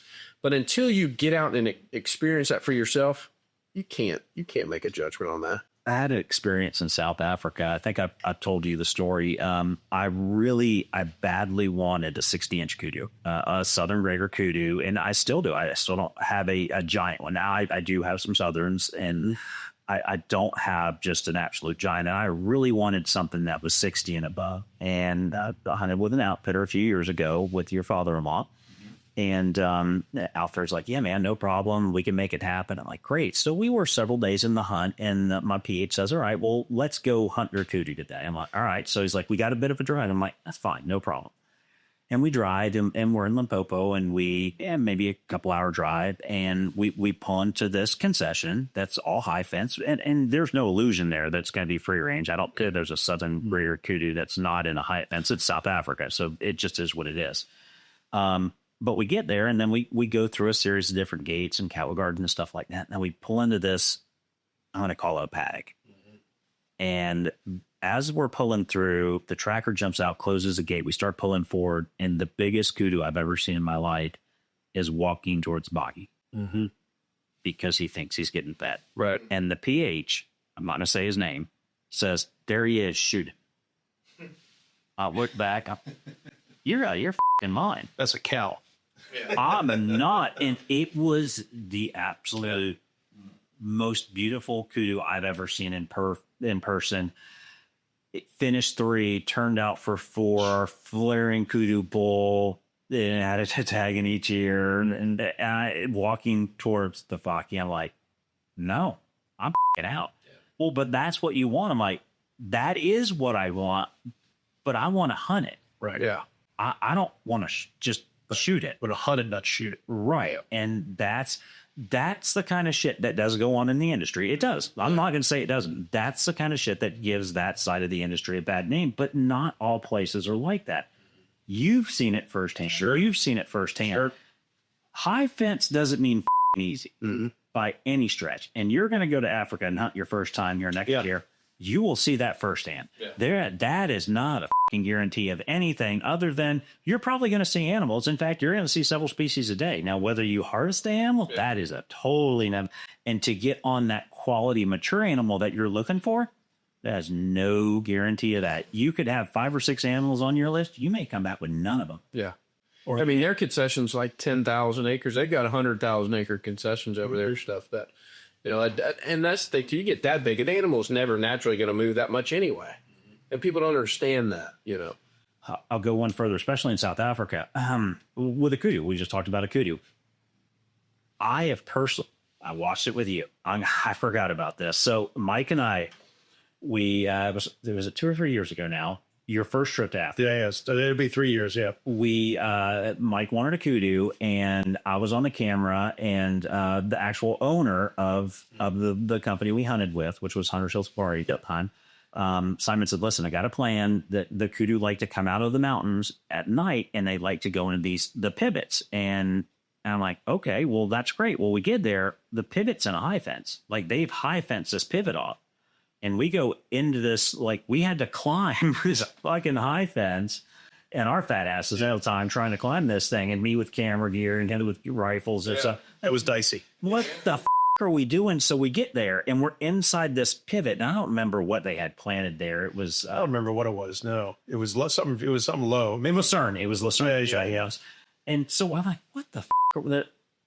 Why are we in here? This was a 3 meter high fence. So it's 9 feet tall. These fucking kudu come out of the mountain. They walk up, the bull would walk up, kind of get like parallel to the fence, hunch back and go over this standing jump over it. Unbelievable. So a high fence is merely a suggestion. Right. Most of these animals, it will keep the sun in. However, a kudu, unless you're building it, so high, 40 feet tall. And eland and the buffalo, they're going through right through. Well, and eland will jump it. And a warthog's are going to go under. Yeah. So to see that's the first time incredible. in all these trips. And I watch, I'm like, are you Yeah, it was incredible. The cows were jumping the fence. Yes, it was an incredible experience, really. Just to watch that, because it was cool. You're like, hey, there they are. You see them come out of the scrub and coming down the bush into the open field, and get to this fence and just look up and say, oh, really what? Well, and this wasn't like there was a blind setup or anything. Like, we just kind of shotgunned it, and he said, like, I know they're in there because I drive by every night. So we climbed this fence. That's great. And crawled in a ditch. For how long did we crawl? Gosh. We crouched down in a dry creek bed for probably 300 yards. And then we got to the fence. So then we climbed the fence, which, you know, I remember Simon saying, "You sure you can do this?" I'm like, "Oh, I want that kudu." We went over the fence, and then we crouched down and crawled another couple hundred yards. And then we got down, and he called it leopard crawl. And we got down on our bellies and belly crawled for another 158 yards. Got set up. Of course, the kudu at this point had jumped the fence and was in there. And then we got all set up. And then, of course, we had to shimmy over to the left a little bit, you know, so finally got set up to shoot, you know, but that was an amazing experience. Like I said, that was more like, oh yeah, I shot a kudu. No, let me tell you how this happened, you know, and it was amazing. It was really cool, you know. You have a kudu story too. I blew one knee out. So you blew your knee out in Africa then? On the hunt. Okay, well, tell us that. I haven't heard that. Well, I'm not in charge of the show, but I want to hear that. You know, will never be heroes. Yeah. Here's your hero moment. Dude, he soldiered on too. He got it done. Yeah. So, I mean, it was like it was the one thing, I didn't even know what a kudu was. This is like 3 years ago, 4 years. Yeah. I didn't know what a kudu was. I literally, like, the only animals I knew in Africa were like zebras. There you go. Blue wildebeest. I didn't know there was more. And like a lion and an elephant and shit like that. So I was like, oh, I want one of these spiral horn looking things. The thing looks awesome. After you landed, you figured it was something. Oh, yeah. Yeah, well, honest, like, I sent him my list, and he was like, you should do this. Like, what about this? And I was like, I don't even know what that animal. I had to Google it. Well, that thing looks awesome. Yeah. So he's like, all right, we're going to, like, day one, he's like, we're going to do this. And I was like, all right, so I don't know what you're talking about here, man. I wanted hogs, and I've sweated my ass off in a pine tree in Florida my whole life. Yeah. I don't know what you're talking about. So he's like, yeah, in the morning we're going to go. And I'm like, sounds good. So we hunted all morning, glassed up everything, and just like, nope, not big enough. You know, I still needs, you know, he's not full curl, all this stuff. Come back, have a lunch. He's like, we're going to go out again. We hike her out. I didn't even know Africa had mountains. Yeah. So we're hiking. I'm just like, oh, fuck. We're glassing. And then Hannes can see a kudu, I think, maybe 10 miles away. Yeah. And he's like, there he is. He's like, I'm like, where? He's like, third ridge on the left. I'm like, I'll take your word for it, buddy. He's like, we had to crawl up this and hike up. Can you do it? I'm like, oh, I could do it.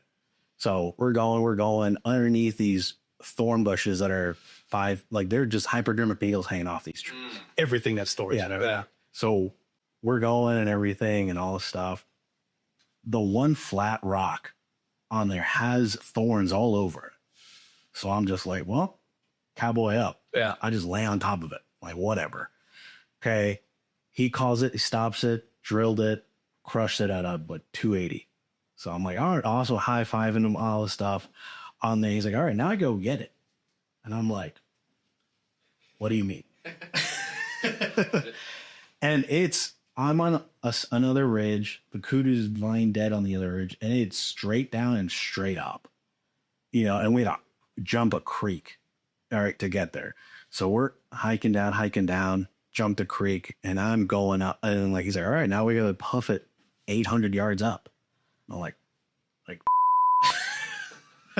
so I'm going, these guys are mountain goats. They're just jump. I'm like, oh, we're here. I'm like, well, I'm down here, brother. So we're going up and just loose rocks everywhere. And I'm just like, all right, slow and steady. All right.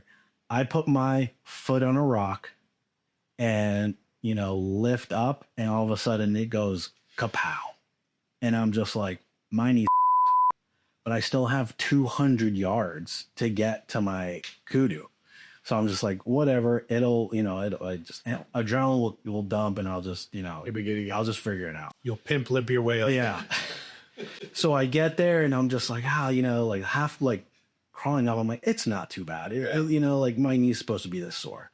So we get there, high five. He's like, you don't know what you just did? I'm like, I don't even know what I just did either. It was like a 52-inch kudu. God, the first shot. This is your first day. First day or first shot. Free range. Free, no high fence in the Stormberg Mountains. Yeah. You know, like, you couldn't have pictured, like, literally, there's an hour-ish of shooting light left. Kind of. And that was an East Cape kudu. Yeah, it's Cape. He has Cape kudu, not Greater, which is even more afraid. Yeah. So, you know, we take the pictures and everything, and they're like, all right, now we got to get back to the Baki truck. And I'm like, I gotta go all the way back there. I would have sat right there. And then I was like, listen, man, I don't know how to tell you this, but my knee is trashed. He's like, what do you mean? I'm like, it's properly all right, my body went one way and my leg stayed. Yeah. And he's like, all right. He's like, can you make it? I'm like, I can make it. So get all the way down. I gotta go all the way back up. And I'm just like, listen, you guys do what you gotta do. Like, I'll figure out just point me in the right direction. And he's like, all right, we'll figure it out. So I'm belly crawling. I can't extend. So I'm literally just like throwing my body over rocks, kicking my legs over, throwing my body over rocks. Hours to get Just hours. Yeah, just it's dark. Like, it's like, you know, it's pitch black. I think I have my cell phone camera, you know, and they're just like, there's a Ford Ranger somewhere. There are a couple of lions and maybe a cheetah, you know. And like my whole town, just like, I remember, like, I just have to worry about, you know, only leopards. I'm like, I mean, that'd be a cool way to go. Yeah. You know, it would suck, I think. Yeah. On there, I get mauled by a leopard, but whatever. I make it back to the truck, and I'm just like, all right, maybe I was being a bitch. Maybe my knee is not that bad. And I bend down, and I'm like, Jesus, this is the worst pain imaginable. And I'm like, it's shot, like, my hunt is over. Yeah, I'm just like, I'm gonna have to go back home.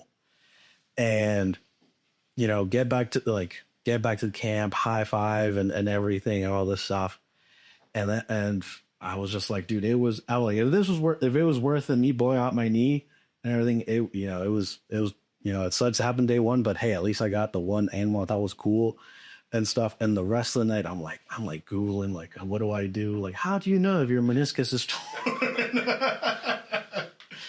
And they're just like, just ice it. And, you know, I was like, all right, well, I'm just going to ice it and figure it out. So the next 13 days, I just popped 1,000 milligrams of Advil and just soldiered through the whole hunt. Well, there was some bourbon bought too. Yeah, well, yeah. You washed it down with Yeah. Yeah. But then, like, it made for a cool story. That's a phenomenal story. Yeah. And we got the entirety of it on video. Yep. And it was the thing about Southern Raider Kudu, like the pinnacle is 60 inches and above. That's when it's comparable to killing a 200-inch, you know, free range whitetail. That's like the pinnacle. A free range Cape Kudu, when it hits 50, is comparable to killing a 200-inch whitetail, and yours was 50 plus inches, 52, 53. And as cool as that was, we had 3 first timers. We had more than that, but so in 3 consecutive days, Hannes went out, who was my TH, who I didn't hunt with because he's like the Kudu whisperer. He took Oscar first, then he took Uncle Dan. Yeah, Dan shot at 55. Dan shot at 55. Sweet. And then Dakota, which was her first time out of the country. She was 18. It was her graduation trip. That Sappin's daughter brought her. She shot a 52-ish, 51 and something. We had 3 kudu in 3 consecutive days, all over 50 inches in free range. So that free range farm is 60,000 hectares, which is 140,000 acres in the mountains. Like, Was that Chris's place? That's Chris's place. Yeah. And people don't understand how hard of a hunt that is to do that. And to see, like, that just goes back to the quality of what the outfitter does and the preseason scouting and everything else that goes on to make this thing happen. Like, you just don't. I have hunted that part of South Africa for over a decade now. That far. I've never shot a 50-inch kudu. Yep. Never. And I've got 7. Yep. Never. And that East Cape hunt, that is tough hunting, boy. Before you go your first time to hunt, you have all these preconceptions, and people that don't hunt, they think, get up to the mic, get up to the mic. Yeah, before you go to Africa, I'm no different. You have these preconceptions of what you thought it was going to be, and when you get there, you're just like, good Lord, like you said, I'm like, mountains. Oh, look at this. This is amazing. So my first year there at Hunter's Hill, we lost a day of hunting. The first day we didn't hunt because it was pouring down rain. Well, we woke up the next morning, the mountain was covered in snow. You know, and I tell people that, and they're like, get out of here. The other thing in Africa, it's going to be 100 degrees. Yeah, if you're hunting in Cameroon, maybe, but, you know. Sudan. All the way down in the Cape, it's their winter time, you know, and it was cold. Even the day, it was in the 30s a lot of mornings, you know.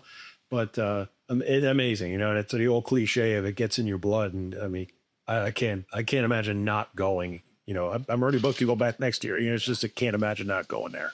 It's a man work out there. Well, and that's the one thing I'll caution you about. Once you go to Africa for the first time, like you'll do whatever it takes to go back. And some of us that continue to go every year, and I think Oscar's on about it every other year plan right now. Yeah. But there's something about that country that just, I can tell you that the sunsets are some of the prettiest things you'll ever see for whatever reason. And Mike's enjoyed it all over the world on boats and fishing, whether it's in Africa or South America or whatever. He's done that. But there's something about Africa that just keeps you coming back. And I know hospitality is a big part of that. Oh, yeah. Well, it goes back to what I mentioned earlier about the people and, you know, their faith. And it's like, it's genuine. They're genuine people. And they remind me of like my grandparents and how they lived, you know, and they're still, you say the word old school, you know, the term old school. It's like, they still know what it is to work hard. They're glad to do it. They're not going to complain and whine about it nonstop. They're just, oh, this needs to get done. Okay, well, let's get it done. You know, that type of attitude. And, you know, that's the mindset that built our country. You know, those people came to America about the same time that the people went to South Africa, really, just maybe within our history is very similar. Very similar. And for the same reasons, really. And built that up, you know, and it's something to behold. And, you know, it's awe-inspiring. You know, they're great people. I mean, I love the hunting. I love the country. It's beautiful. The animals, the birds, you know, and every time I go back, I learn, you know, 6 new things. It's just, you know, it's great, you know, but it's the people, you know, it's the people you eat, and it's just fantastic. And they are billy goats. It's incredible. It's like the PHI out there at Hunter's Hill. He was chain smoking, and I couldn't keep up with him. I was just following the smoke trail, just climbing up the hill. He's like, "Are you okay?" I'm like, "All right, I don't like you." No, he's a great guy. In fact, I'm hunting with him again. I made sure I can hunt with him again. He's an awesome guy, but yeah, tough people, but I'm really good. And that's the takeaway I get. You know, I've hunted a lot of pie fence places in the States and abroad too.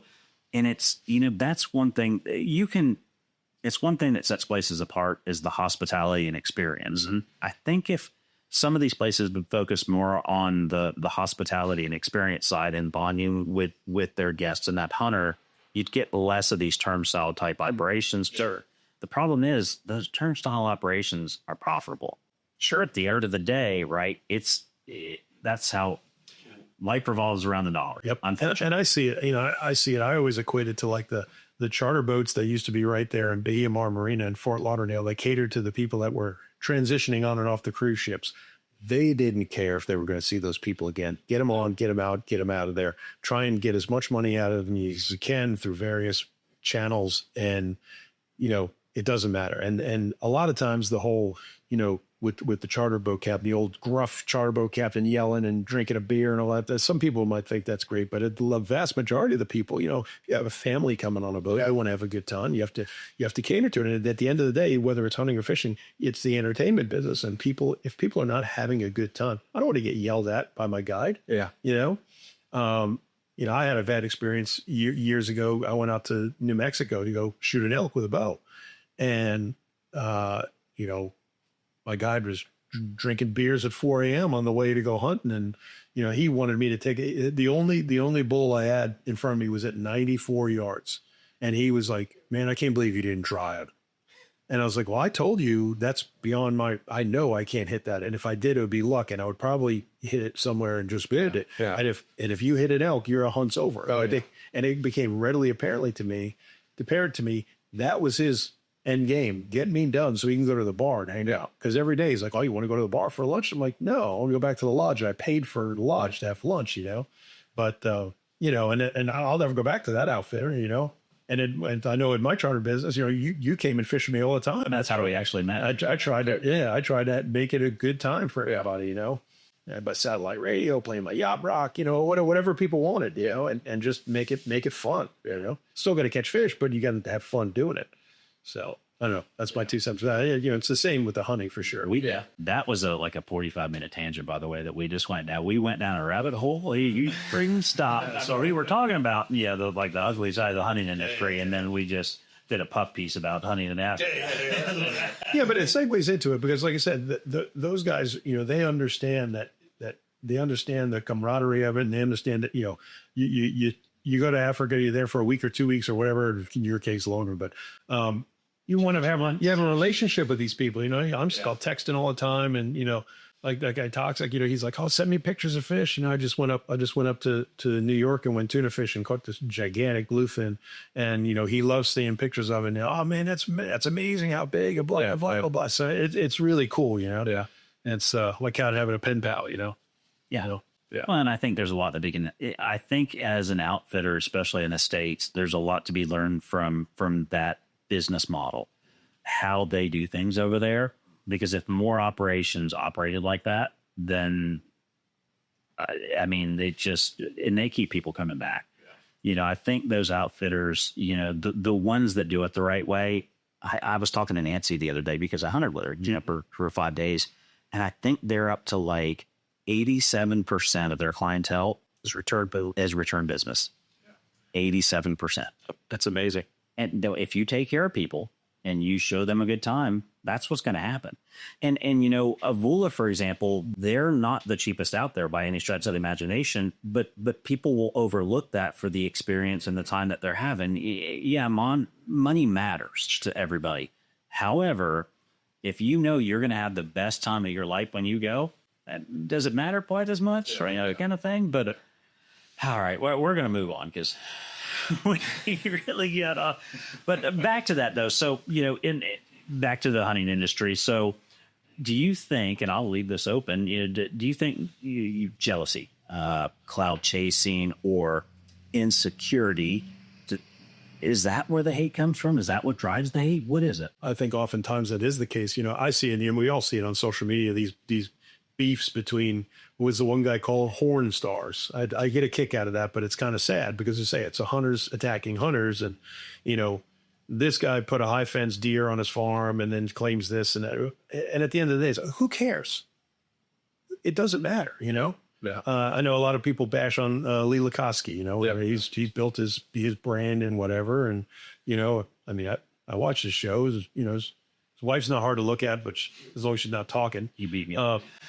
But, she's like the OG, by the way. Like Tiffany's been two big guys. No, for sure. But, and the shows are put together well. And, I get it that my hunting experience is not going to be like that, and I don't have that kind of real estate to hunt around. And he does it year round. And that's great or whatever. It's fine, But, I don't like it when we're better as a consolidated group than to bash each other. You know what I mean? That doesn't help us. That just gives the antis more of a purchase. Yeah.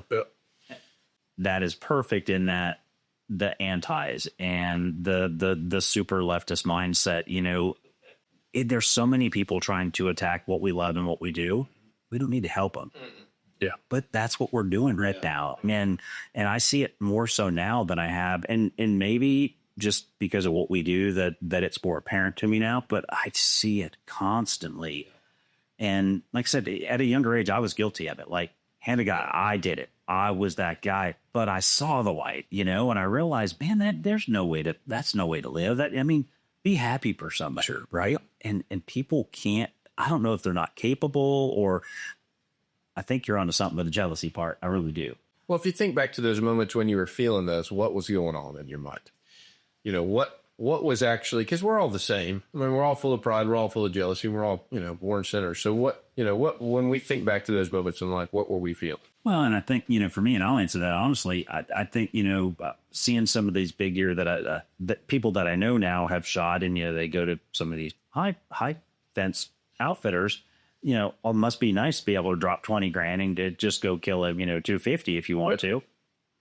Well, yeah, that's jealousy right there. Because at that point in my life, I couldn't afford to do that kind of shit. Yeah, right. There was a $5,000 hunt was out of the realm of possibility for me. Yeah. That much less, what these guys were doing. And the prices have steadily upped and upped over the years. So, it's, but Yeah, I mean, I was absolutely there. Yeah, absolutely. But as an outfitter, I think Florida, in Florida, people think about gator hunts Yeah, for sure. and everything. Is there like a, what people think a gator hunt is, or like what is it? Like what really goes behind, as an outfitter? Like I have an idea in my head, watching gator hunts on it. But as an outfitter, what's your take as an outfitter for? So there's two different ways to do it. We do all of ours from on land. So most of our stuff, like we had some hunters in from Texas the other day. They killed a 12 and some change, a 10, 11, and like a 10-6. We spot and stalk those with a bow. So the gator side of things is different. Now, so we own a high fence. So by law, we have to kill our gators in our high fence. So you're going to come kill a gator in a pond or, like I said, spot and stalk. Depends on how big your area is. Some guys have 2 acres fence in the middle of a pasture. They kill their gators in there. Everybody's operation is different. When we first started our operation, my main goal, which we ended up shooting ourselves in the foot, was how can we make this as real as possible? When guys show up, because we're coming from real, I'm not saying real hunting, but non-high fence backgrounds. We came from a non-high fence background. So I'm thinking, man, I want these guys to have the best experience they can. So we had that in mind when we built our place. So our, where we kill our gators is in a big oak hammock. There's a pond. We catch them all in rod and reels. We fight them to the bank, and then we shoot them from there. So that's kind of how our stuff, like we get everybody a rod and reel. If everybody wants to fight, it's like fishing a big, catching a big offshore fish. We killed a 10-1 Sunday and it took 45 minutes to kill them. So that's kind of how that works. Now on the backside, if we really want to get into it and put a lot of light on people and expose them. But so we buy all the nuisance gators. So you call a nuisance trapper and he says, they would show up to your house, catch a gator, and then they call an outfitter. And they say, come pay us way too much money for this gator. And then we buy them, bring them to our property, and then that's where. So it's just like raising. We can't raise gators, but it's just like raising whitetails or something like that. We have a gator farm, and then that's where you're going to hunt at. But if you're going to go with a free range guy, you're going to go wherever you have tags or he has tags for. Now, what's like the dumbest thing you've ever seen with something with a gator?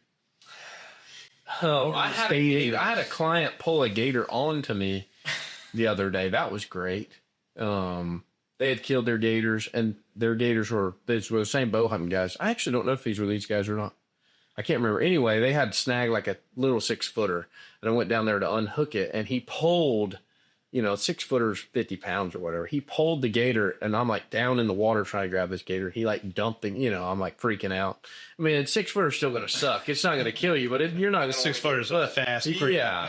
That's the thing. People keep it sharp. Yeah. People are worried about the big gators, just the little gators that'll get you. Yeah. But that's probably one of the, we're just really cautious. We haven't had any, we kind of look for the next step and say, we have normally 2 or 3 guys with us when we're doing a gator hunt to try to make sure everybody's doing the right thing. Somebody falls into a pond with 30 gators in it, it's not going to end well. So probably not. Probably not. Yeah. You might lose a toe or two. You're pretty open about, breeder bucks and management ranches. So what's the value in transparency? Because some people aren't transparent about it, but you seem to be very transparent. Well, the transparency with us is when you come into our place and you come down the main road, and we're not a big operation. We don't have a $10 million lodge, all 9 yards. Our lodge is off property, and my uncle owns a big construction company that's kind of in the front. So anyway, when you come down our main road, you're going to drive right by our deer farm. So if you're coming to shoot a whitetail, let's put 2 and 2 together. We're down to raise deer. You're probably going to shoot a deer. The jig is we can't really hide that. I plant trees or something, but so we're just you're open with that kind of stuff, and then. With our customers, a lot of the customers that we have don't just show up, like sending pictures you're talking about back and forth. So customers say, hey, what do you guys have? We're sending pictures back and forth, and they know, this is coming from either us or somewhere else. So I don't want to lie to them. We might stretch the truth a touch and say, hey, he's been here for, longer than whatever. But let's be as open with guys as we can. If you're coming to hunt a high fence, you kind of know. I mean, if you're coming to shoot a hog, it's the first time you ever shot a hog, you might have no idea.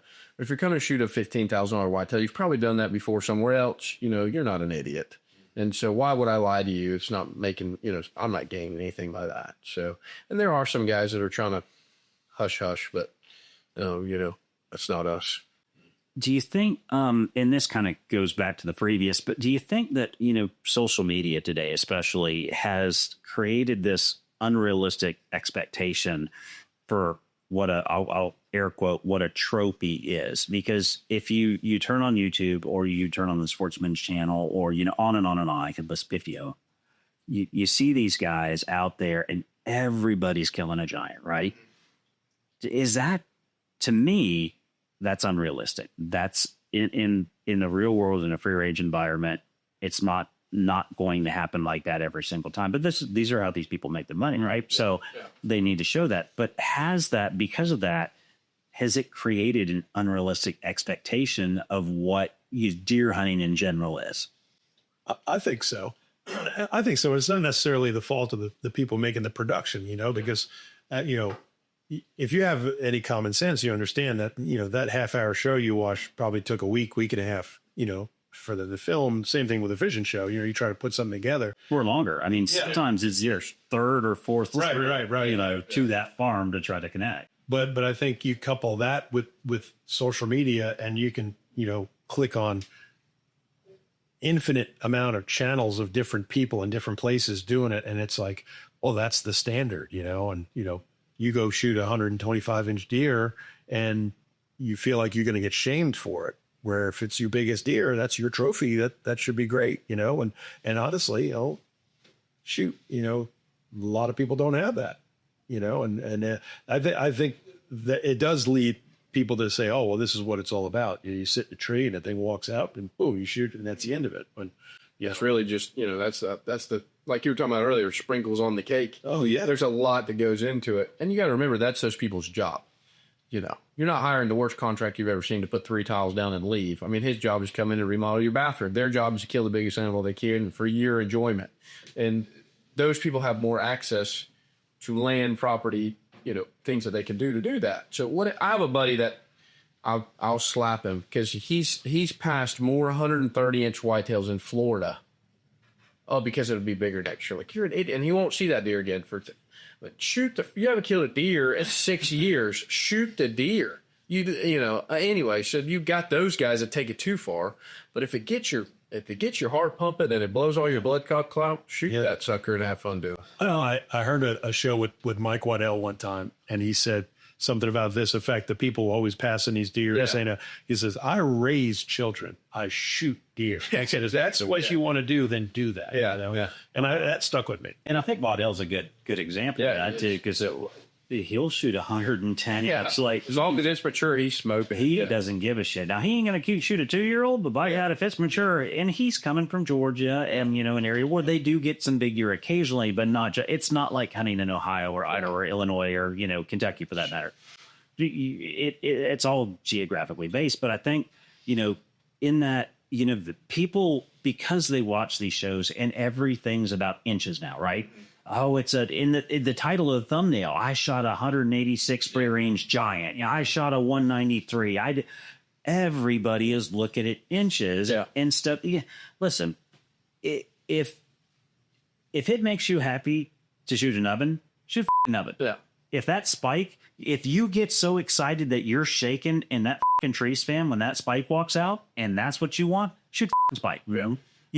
As a landowner, I try to manage my property a little different, so we're advancing the age class for a few generations. But that's me. But if you're hunting public land, or you're one of those guys, when a kid or a woman or somebody comes out, they never shot a deer on my farm, you know what I do? I set them with staffing, because staffing is going to greenlight the first thing with horns that steps out. He will. He will absolutely do it, and he will show those people the time of their light, and they will want to come back every single time. And we're not charging them. I mean, we started as outfitters, so I did that for a while, but we don't do that. But he's really got it. Like, listen, it's about the experience of getting these kids or, these people. And it may not be a kid. It could be a John Creswell. John Creswell killed his first whitetail with me in Ohio several years ago. And all those years, he'd never shot a whitetail. And he freaked the out over a doe. Well, light it up. Let's do it. Absolutely. Let's shoot that animal. And that he was just as happy. Now he's graduated to 300-inch deer now. He started. You got to start somewhere. And he was a yearling doe too. Well, it's not even a mature doe, but whatever. You eat field, don't you? Yeah, we had lots of does at that farm, so it is what it is. But that's kind of the thing, People are so tied up in inches and chasing this and that, I will tell those people, that if they're that set on inches, go hunt a kid once. go hunt a young adult or somebody that's not been able to do it, and look at what happens when the first thing with horn steps out. Sure. You may change your thought pattern real quick. Now, it's fine if you only want to shoot those big deer, but realistically, the vast majority of people that hunt, they're not, everybody's not going to go kill a 180 every year. It's not going to happen. They're not going to kill a 160 every year. So just give shit about to George, right? He painted a penis in my driveway. Yeah. He's not going to kill a 150 every year. He's going to accidentally up on a 118. You know why? Because he gets excited as and it walks out and he makes a bad call and then regrets it later, but he's happy as when but it gets a rise. Yeah. And that's what it's all about. Yeah. I think that's the biggest problem in the industry right now is the inches. Everybody wants the inches, even the outfit. I mean, we charge per inch, I understand that, but everybody is looking for inches. I get people send me pictures of deer all the time. How big do you think this deer is? Just shoot this deer. If he's a mature animal, kill the deer. Who cares? But the inches, that's really hard in the industry back. Because then the next up and coming people, kids, young age, they're all looking for inches. Just shoot a mature animal and have fun. Yeah, to me, like every time I've been to Africa or hunted out here with an outfitter, I've always told them, I'm just like, listen, my trip is already, like just me being here, like I'm already happy as could be. Everything else is just, just sprinkles on top of the sundae. Yeah. For me, like I don't care. Like I'm just here having fun with like some of my best friends and shooting the shit, drinking beer. Like I'm 9% here to drink beers and hang out with my buddies. Just shoot the shit for a couple of days. Like I don't really care about like, oh cool, like you shot a 150. Oh cool, I shot a 120. Or I don't really care about that stuff. I'm just there like have fun with friends, and we all are passionate about something we all love. Exactly. And I'm just there for like, because no one really remembers, and stuff like that. Like I think the most memorable thing about my first trip to Africa is this guy falling asleep in the bathroom. Or your knee. Not hurt. I did fall asleep on the shitter.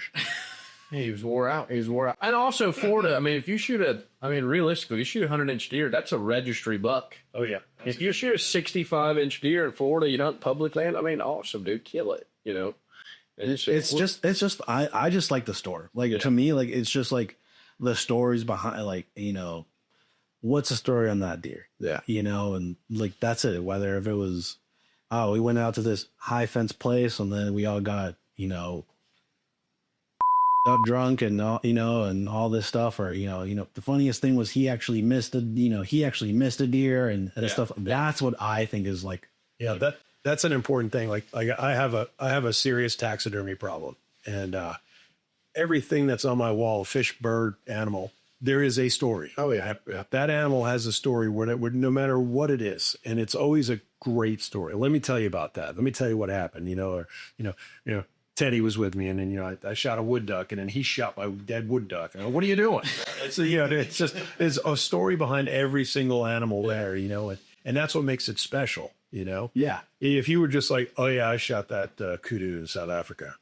Well, tell me about it. I don't really remember. That would never happen, So that's part of that whole depth of meaning to it, Did you see the video I cut? It was earlier this week. It was just a short reel from one of the first couple of days in Pennsylvania, where it was the small deer that I shot. Yeah. Well, so I look back and I said it on camera. I'm like, listen, we're out here at this boot plot, and I shot the smallest deer that came out. And so Earl, our guy, and Earl was great, loved her. And he didn't push me on anything. He's like, I'm like, Earl, you see that deer? He's like, yeah, that's super typical. Like, he's perfect. Right. He's like, yeah, and I'm like, can I shoot that deer? He's like,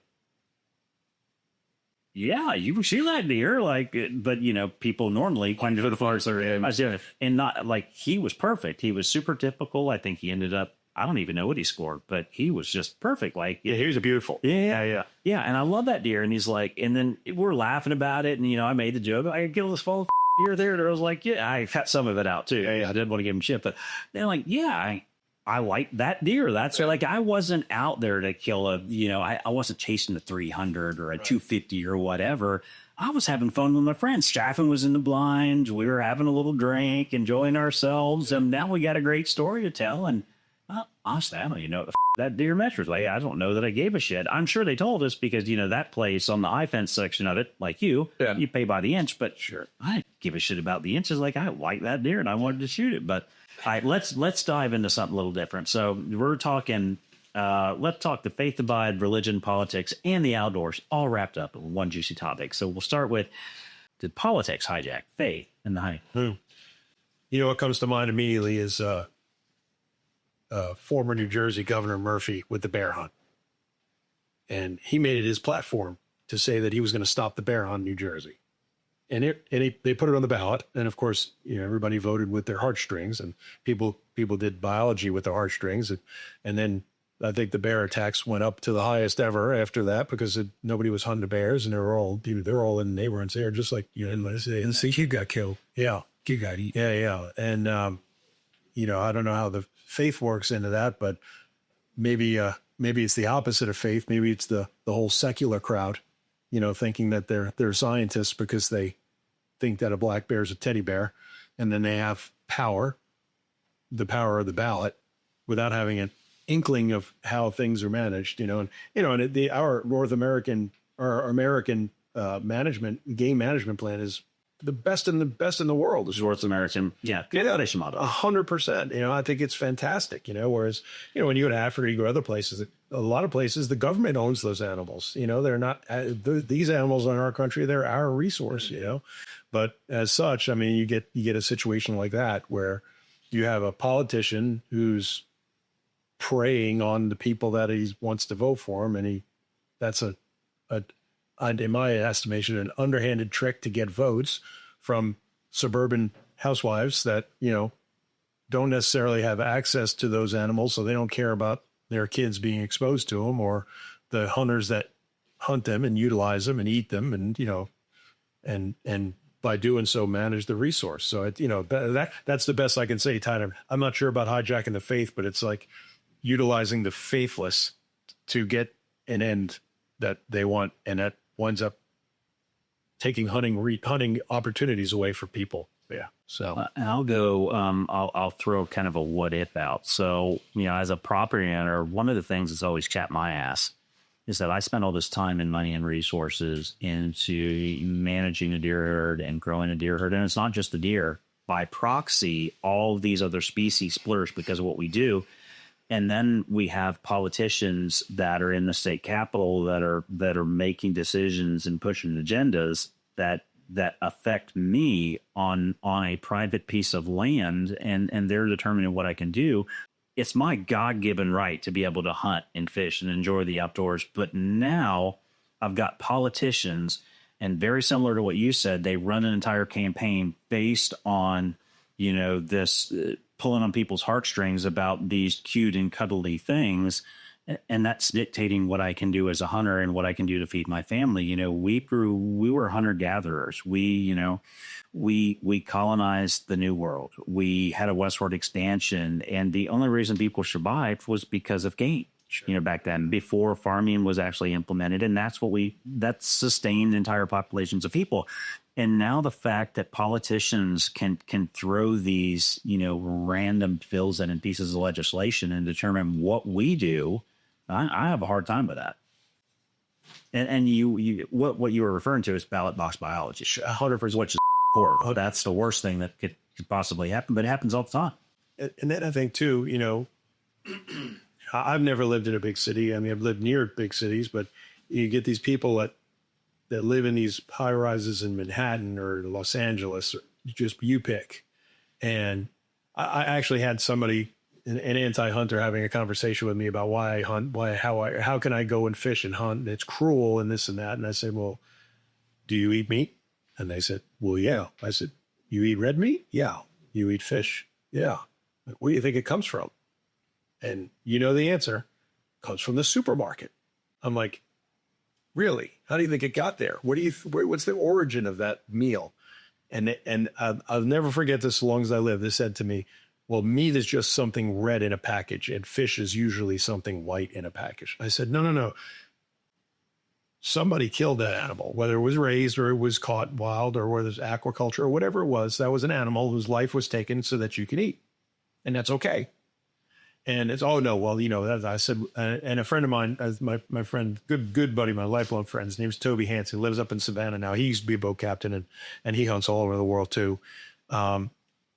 He said the phrase, "You lack the courage of your convictions." Like if you really felt that way, you wouldn't eat any meat. You'd be wearing hemp clothes and you wouldn't have any impact, or your leather that you're wearing or any of that nonsense. And it's, to me, like the epitome of hypocrisy that these people sit there and preach about how bad it is that we kill an animal or, you know, or harvest fish or whatever it is, you know, and at the same time, you know, if I had a bunch of dolphin and I brought some bags of dolphin over, I'd be in their graces for dinner. Yeah. They just, I just don't want to see it, you know. And I said, you know, would you think that deer dies of old age with all of its friends and family around in a hospital bed? No. And then to quote Ted Nugent, it dies tooth and claw being ripped apart alive. Or it starves to death, and just before it dies, it gets ripped apart tooth and claw while it's alive. You just quoted the news. I did. Well, I mean, if you go to a chicken farm or like a cattle farm and stuff, I mean, for us to be able to harvest our animals in their natural habitat is the most peaceful way they can go. You go to a chicken farm, they're pumping them full of nasty junk and they're pooping on each other and It's a pilot tub. Yeah, it's disgusting. So us being able to do that, you know, they don't really have an argument there. They have to try something. No, exactly. You're exactly right. Again, it's an uninformed opinion, you know, just on a heartstring rather than any kind of fact. Well, and that kind of leads into the next is, so these hunters, and I know you see it because you and I have talked about this before. Hunters go from this, you know, let's praise Jesus, to fight in the comments like that instantly. Mm-hmm. Well, which one is it? Like, come on, is it? As a kid growing up, I was blessed in that my family had a farm that I could hunt on, and especially during deer season, you know, before we would go out in the morning, it was the family thing that everybody get together and we pray, you know, before we went out, and then everybody at dinner, and then obviously if there was an animal kill, you know, we were thankful for what we were given. I don't think that happens much anymore. No, I just don't see it. And that's, we talked about South Africa, and I don't want to go back down there, but they're really good about that there. 100%. You know, 100%. Like I said, and they're genuine about it. Yeah. They're not doing it because they want to, you know, they want to cater to an agenda. It's a culture thing for It's a culture. Yeah, that's just naturally what they call, you know. And it kind of makes me sad because, like I said, I get back to that was our culture. Yeah, right. Or, you know, the Western European culture of being, you know, giving thanks. And again, it doesn't need to be like, I hate to use the word religious or anything, or spiritual, whatever you want to call it, but it's just being thankful for what you have and what you've been given and the opportunity you have. And that's lost.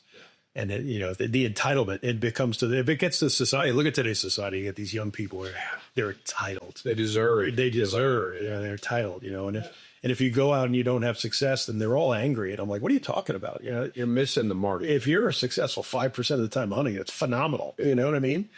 And well, where did we go wrong? When do you think this, you know, cultural shift happens, you know, or happened? Because you're right. This is how this country was founded. If you look at the Constitution of the United States, how many times does it mention God? Right? Mm-hmm. A bunch. It's, you know, it's on our currency. It's everywhere. And we've got to a point now where, you know, and we talked about it earlier, there's some people that do it for clicks and some people do it for likes. But then there's this thing about it. Like if I'll use a Tim Tebow thing, for example, right? You know, Tim went to University of Florida, scored a touchdown. He got chastised. He knelt in the end zone, and prayed. Got chastised for it. Where the when did we become this country that chastises people for showing appreciation for something? And whatever you believe, that's your God-given right to believe that. And to be thankful is not a bad thing. Yeah. I mean, I've got a 3-month-old baby at the house. You're guaranteed he's getting raised the right way, and that's how you be thankful for it. But where did we get that from? Where did that come? Where all of a sudden it doesn't matter, and we're entitled now. Yeah. We deserve it. Something we've done in our life entitles us for that instant gratification and rate. Where the did that come from? You know, it's not a. I don't think it's a recent snap thing that just happened. This has been happening probably, I don't know, a generation or two. I don't know, maybe 3. I'm not quite sure. You know, I don't know. I don't know the answer to that, but I know we've come a long way from, where our grandparents and even our parents, the way they were. And depending on where you were raised, how your parents raised you and what they taught you to appreciate or how much hard work it took to do something. I mean, nowadays you get parents to do everything for kids and the kids never fail. And, kids need to fail. Everybody gets a trophy. You need to fail. You can't be a success if you didn't fail trying to get there. And then it's not how much you succeed. It's how much you get back up after you fail and go try again, And I think that culture has been just washed out of our society here, this country. It's really a tragedy. Seth, what are you saying? We need to find the ranger mentality when your knee's broken and there's leopards running around and you got to get back and you have to. Yeah, I would say I think this next up and coming group of teenagers, like I said, we get to do a lot. I think they're doing a better job than the generation in between, like my generation. The sad thing is my generation's having kids. It's terrifying. Anyway, but I think the next generation coming up is doing a better job of that. I think you're right. Yeah, from what I've seen, and we're in a little bubble. Okeechobee, Highlands County, that stuff. We still have good parents. They're lacking, but we still have good parents. We have good kids. So we're in a little bubble. We're not in downtown New York or downtown Orlando or anything like that. So where all that stuff gets shoved in our kids' faces, but I think there's hope. I mean, just like with the Charlie Kirk incident, when did that ever become okay? And people, uplifting the fact that he died. I don't care who you are, that should never be okay. To somebody get publicly murdered and there's people praising that. I mean, it's just mental illness. Regardless of ideology. Yeah. Who cares who you are? I could care less who gets killed. It's not something that we should ever praise.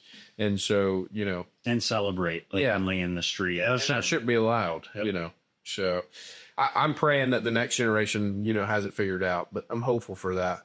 I am too. Like I said, I always say it could be like a pendulum that swings back. And I think we're seeing it. I agree with you. I see the younger kids, whether they call them Generation Z or whatever like that. I think that they are starting to realize that some of the stuff that they've been taught is a bunch of garbage. You got to get back to basics and, people are smart. I hope. See, and what we've done is essentially we need to get back to gratitude, right? And instead of this idea of like tribal warfare all the time, right? They're just, I don't know how we got here, but we need to fix it. That's a good point. Tribal. Nobody gets along, all of a sudden, you don't agree with me, you are the enemy. And then both sides do it. And I'm guilty of it. I could tell you right now, you would say, I'm guilty of it.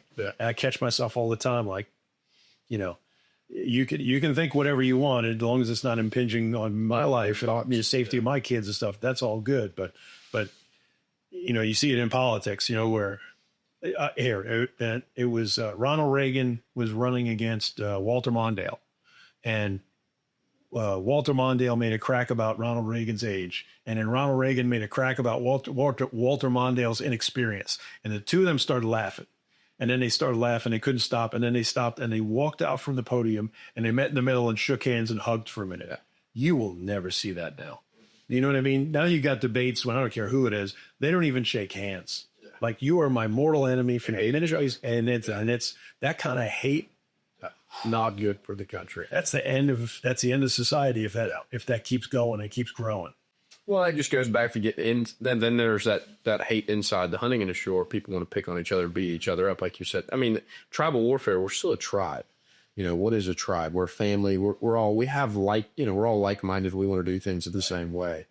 So it's just sad to see. There's something that's so cool that we're close to losing it. I don't think people realize how close we are to. You're not allowed to hunt anymore. I mean, or with public lands gone, and then you better pray somebody that has a piece of property that you can use. Or, people don't realize how close it is to being gone. I mean, the bear thing happening in Florida was huge. Oh, yeah. Yeah. I mean, that's a huge step in the right direction. And even then, the politics in that's ridiculous. But with nothing coming down anyway, you could talk about that all the time. But look at the UK. Yeah. You need to have so much land, and your guns have to be, it's so regulated, and so the average person, it's basically back to the dark ages where only the rich could do it. Yeah, that's it. We get into a 2A conversation. We're definitely getting banned from B2 theater, that shit. Well, let's move it. Do you have something, Rope? I do. I'm trying to get back to this. Let's real back. Oh, this is a hunting podcast. Let's talk about it. Let's do it. But going on that, like, you know, I think everybody sees, like, we see the $200, you know, hog hunts and stuff like that. And I've never hung with you. Just, you know, we're not sure it's $200. It's just we're only worth $100. You know, but like, what kind of damage that does to somebody that's doing it like the right way? Oh, the everybody that's all of a sudden selling $200 like you go to Facebook you just, everybody's an outfitter. Like, like you see that and just, you know, stuff like that, or just like, hey, come out here and shoot a trophy, you know, wild boar. I hate the word boar. I don't know why. I just grew up saying hogs. Forced, because that's a male. Anyway, And like, and on Trump shoot this giant wild boar, and then their Facebook or their Instagram got 4 pictures of 2 little Schultz 14-pound eggs or something like that. No cutters on them. No. On there. But, you know, from your Instagram and everything, like, you're doing it the right way. Like, how does that affect you and your business? You know, when we first got started, it probably was frustrating. There are some guys doing hunts for like $100. But I feel like that's in every industry too. Like, we own a couple of their businesses in the industries that we're in. Somebody's always going to undercut you.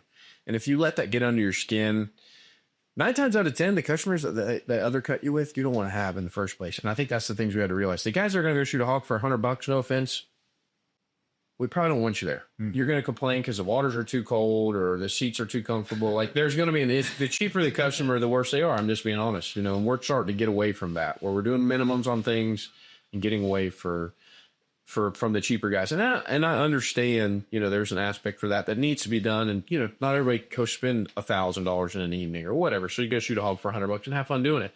We've had a lot of people come from those and wish they never would have done them. You know, that could afford to do it differently. And, you know, it's a redneck experience when you go with those guys. So if that's what you're looking for, man, get on a 4-wheeler with your guide and y'all are hugging up on each other and there's a dog on the front, you're going to go shoot a $100 pig. You know, there's fun in all that too.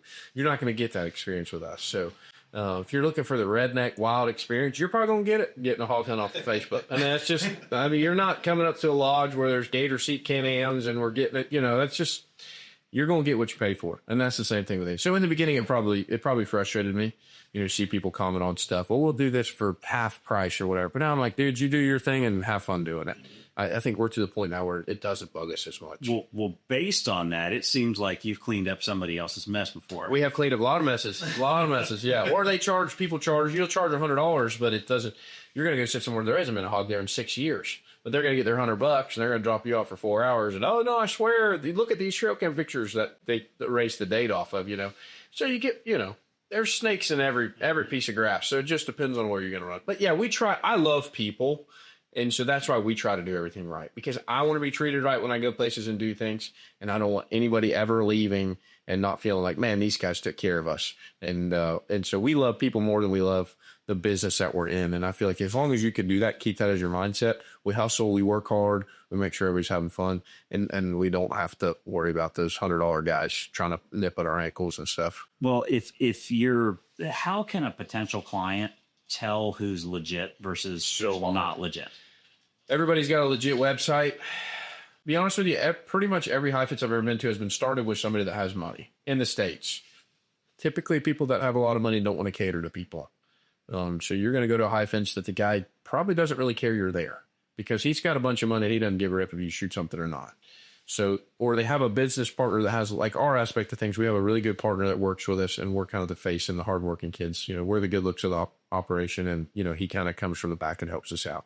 And that's a huge blessing. But this is a passion for us. So when you show up, you know, you're going to have a good time. We're going to have fun. But go back to your story or question. It's so hard because anybody can pay somebody $5,000 to make the best website you've ever seen. And you're not going to know till you get there.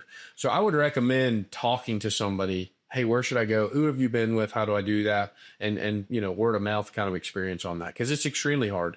You know, we go to all these shows and stuff, and these guys have booths that will blow your mind. And you go down, you go talk to the guy, he's a total jerk off. So I would say book from shows is probably a good option because at least you're talking to somebody that's there, and you get to know the people that are kind of there. So those are good options. But not everybody can travel to go to a show and book from there too. So you're kind of winging it until you go there for the first time, or if you have somebody that's been there before. Because everybody's great on the phone. We just had customers that came this weekend that had a horrible experience somewhere else, and I'm not going to say anything about that.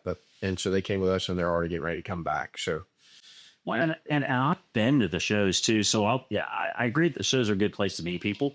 But a salesman is a salesman. Oh, yeah. A salesman. Yeah. Whether it's over the phone or on the internet, like I've seen a lot of, and I'll use Africa for example.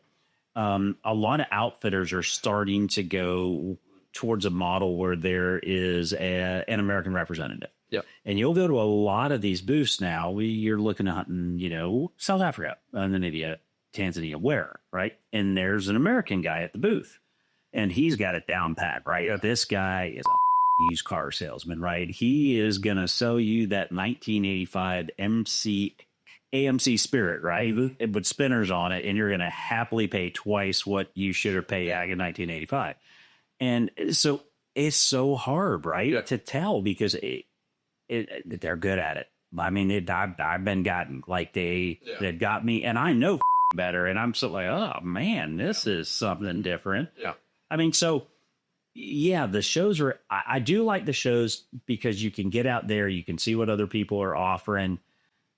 I don't know that I'll ever book another hunt primer show though. Yeah, I got to be honest. I'm just scared to death of what I've seen. Yeah. That was especially get to travel somewhere. Yeah, that was my whole idea with kind of like this series that we're doing with outfitters and stuff. Because I was like, I've gone and hunted with guys who were just like, I think this guy doesn't like the fact that I'm here. Yeah, right. No. There is so much of that, and that's so sad to see because, like I said, somebody has either bought them that and they're like, here you go, son, this is something I think you would enjoy. And that's what happened to the people that just came. Somebody, a father bought his son a preserve and he hates it. But daddy bought it for me. So he hates the fact that you're there. He'd give a rip whether you shoot something or not. And so, yeah, I don't know. I don't have a good answer for that. I mean, you just have to call around and get with people and genuinely have conversations. I mean, I'll talk to customers that they'll come and apologize because they text me 500 different times. I mean, I'll have conversations. I had a conversation with one last night till like 10 o'clock at night. So call and push those guys. There's a limit when they're like, dude, I got to go. Push limits of where you're going and see. You can kind of feel people out to an extent. I mean, I'm pretty good at selling something, but you can, once you start texting people a lot and talking to people and really bugging them, you're going to be able to tell. But yeah, I do the show thing. You've got a good point. I mean, I had a guy tell me when we were at a show the other day, he said, man, you must have been hell on the ladies back in the day. You got something for everything. And I said, well, I met my wife when I was 15, so we'll leave it at that.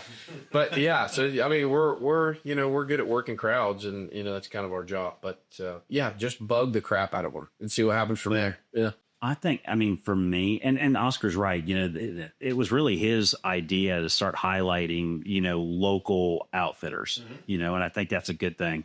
But, and for me, it's a referral means more than anything else. Yeah. If somebody's hunted there and I've had a bunch of great experiences because of that, especially somebody I know that I trust, you're going to have a good time. They already know what you're like and they know what you're expecting. And so, but I get a lot of people say, well, here's my references. Call and talk to these people. They're never going to give you somebody that had a bad No. Giving you my dad, my grandpa, my grandma, and my 5 best friends. Yeah, exactly. Yeah. That's right. I noticed that too. Looking, when I had my charter business, when I was setting up my website, I was looking at some of the other guys in the area. And I remember the one looking at his reviews, and I think there were 14 reviews. And I think 6 of them were people I know were his family and friends. Yeah. And I'm just like, oh man, I can't do that. Yeah, it's tricky, especially if you're going to come a far way, and a lot of people have been burned, so they're just not going to try it ever again. We've had a lot of those guys that are like, hey, we really didn't want to come to you because we've had so many bad experiences, but we're happy we came. And it's hard. It's just hard to know for sure what you're getting into. And the sad part is, like you said it before, it turns people away for good. I go, I'm not doing that again, and it's a shame. It really is. Yeah. And it's nothing you can do anything about it. If they went somewhere the wrong place first, it doesn't matter what you say. They already have a scorned eye. Yeah. Well, and I want to get back to you a little bit because we've definitely gone off topic several times. But tell me, you're going to have people watching that aren't familiar with you, and tell them a little bit about the ranch and what they can expect when they go there, what you have to offer from a species perspective, and what the overall hunt's going to be like. Yeah, so the range really changes on species. We'll always have blackbuck, we'll always have axis deer. And then obviously we always have whitetails just depending on the season. We've got 1,000 acres, 360 of that is high fenced as of right now. So right now we have fallow deer. So we'll most likely always have fallow. We have fallow deer, axis deer, black buck, red stag, whitetails. We've got rams, Corsican rams. We've got gators. We've got zebras. We're getting some water buffalo. I hate water buffalo. We're getting some more. And then we got some oryx coming right now. Water buffalo are scary. And I have to wear a diaper when I go out there around those. But and then we have hogs and we have gators too. So, I mean, your experience, we're just going to have fun, man. Like I said, I love people, love the outdoors. We get to mix two of my favorite things together, you know, and we're going to have a good time. And like you said, we're going to cater to you guys how you want to be catered to. I'm not going to specifically call you and say, hey, man, what do you guys... You know, how would your day like to plan out? If you're coming and staying with us, obviously we'll do that. We'll send you a menu. You get to pick and choose on whatever you're going to do. And we don't have a lodge on property right now. You know, one of the things you got to remember, we just started this high fence thing a year ago. So we're not experts in high fence. I ask a lot of people a lot of questions and try to learn as much as we can. So our lodge is off property. We have a lake house just down around the corner. My family does. And so it's a really nice lake house, and that's where we keep people for right now. And then, yeah, it's a Florida swamp, so our ranch is really low. It's got a lot of beautiful oak hammocks and stuff, and it's a really pretty place to hunt. And then, obviously, we offer turkey season or turkeys in the spring. We don't really shoot with the fall because it's not a whole lot of fun. But, yeah, our animals, I mean, the most of the stuff that's going to be there continuously is on our website. But if you ever want to shoot anything random, you know, we can typically we were in Indiana, we got eland, zebras, Neil guy. So we can typically get whatever you guys want to shoot at.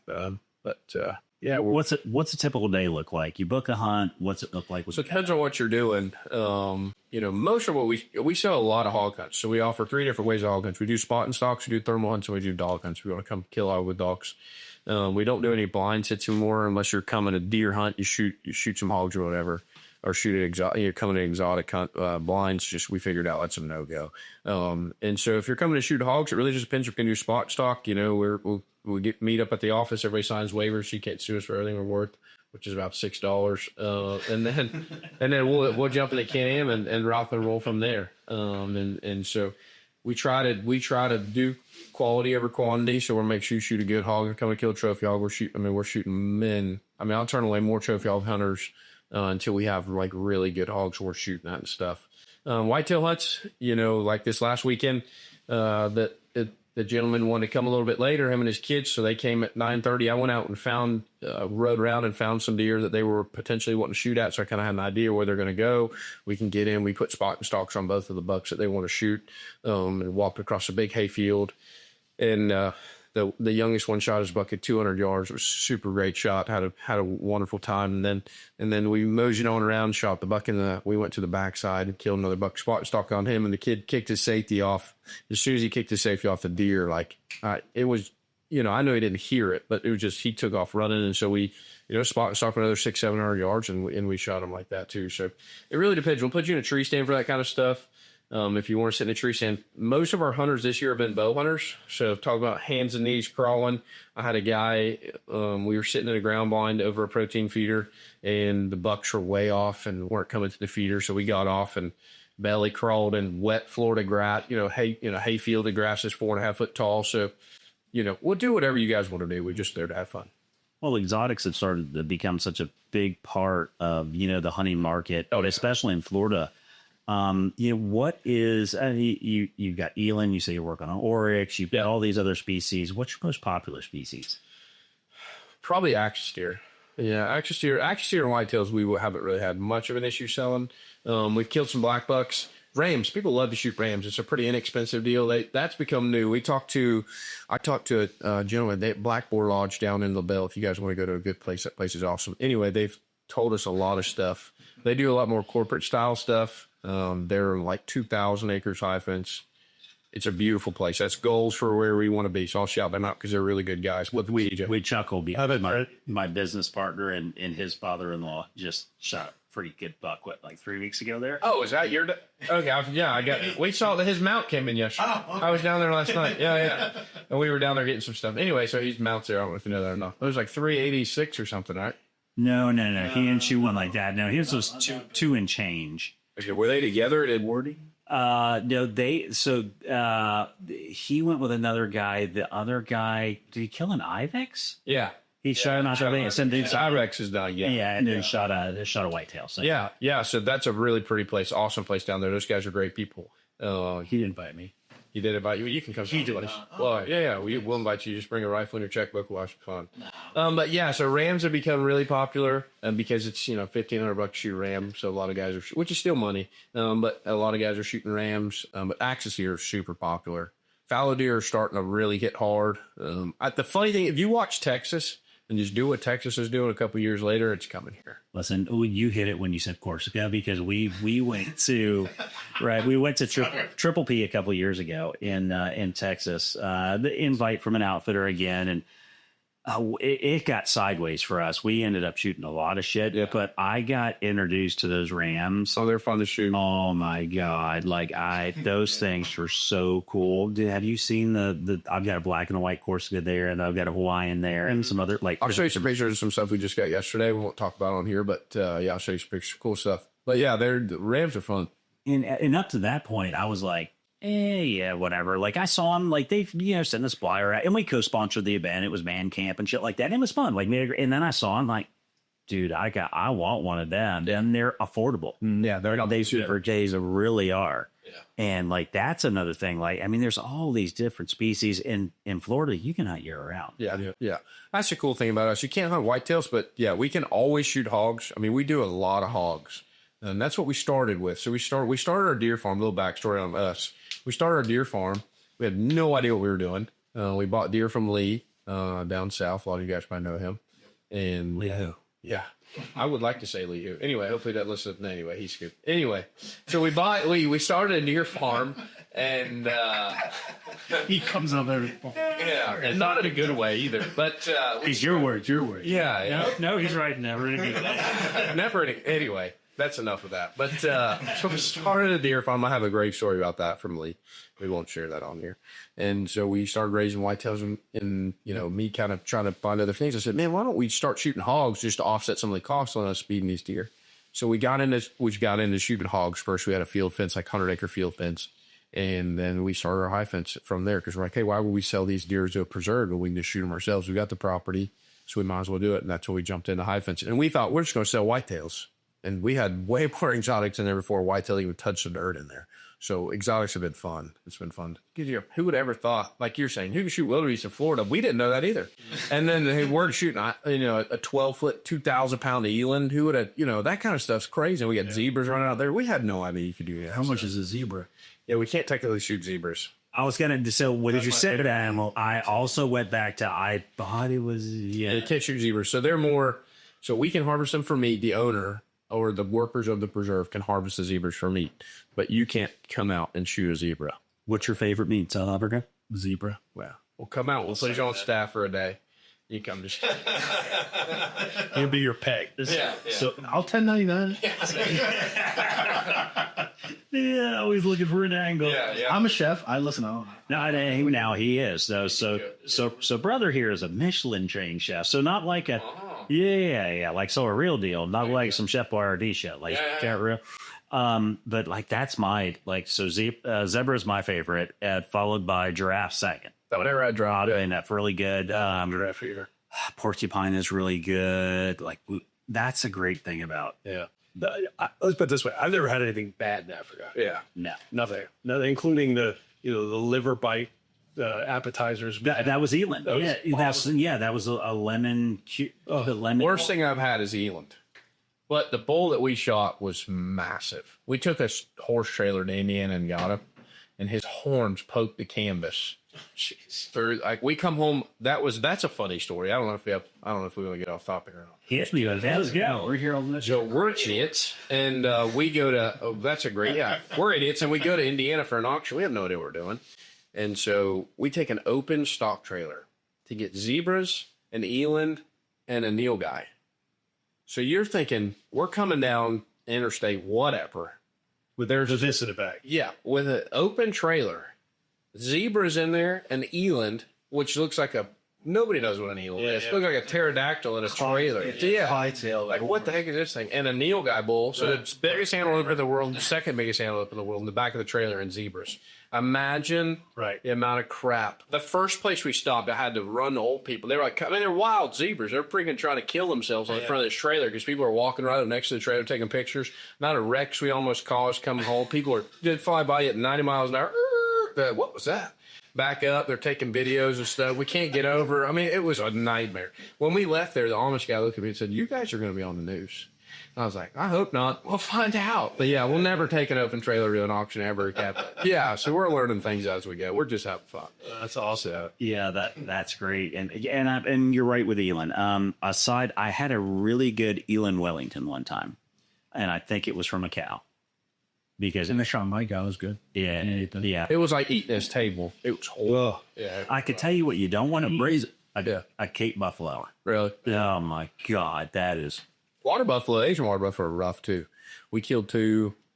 We've killed two, and the first customer didn't want all the meat, so we paid for the processing and got it done tonight. It's horrible. Grind it. Yeah. Just grind it. Put a cheese dip or something. Something. Or whatever you recommend, I guess. But No, listen, John shot that aoudad a couple years ago in Texas, and best sausage I've ever had in my whole life. really, But like It smelled good. It cooked it though. 10 hours It's on beer. yeah. it was off. This is Rams are the same way. I wouldn't eat a ram. They stink when you kill them, and yeah, all that's probably. They look cool on the wall. They do.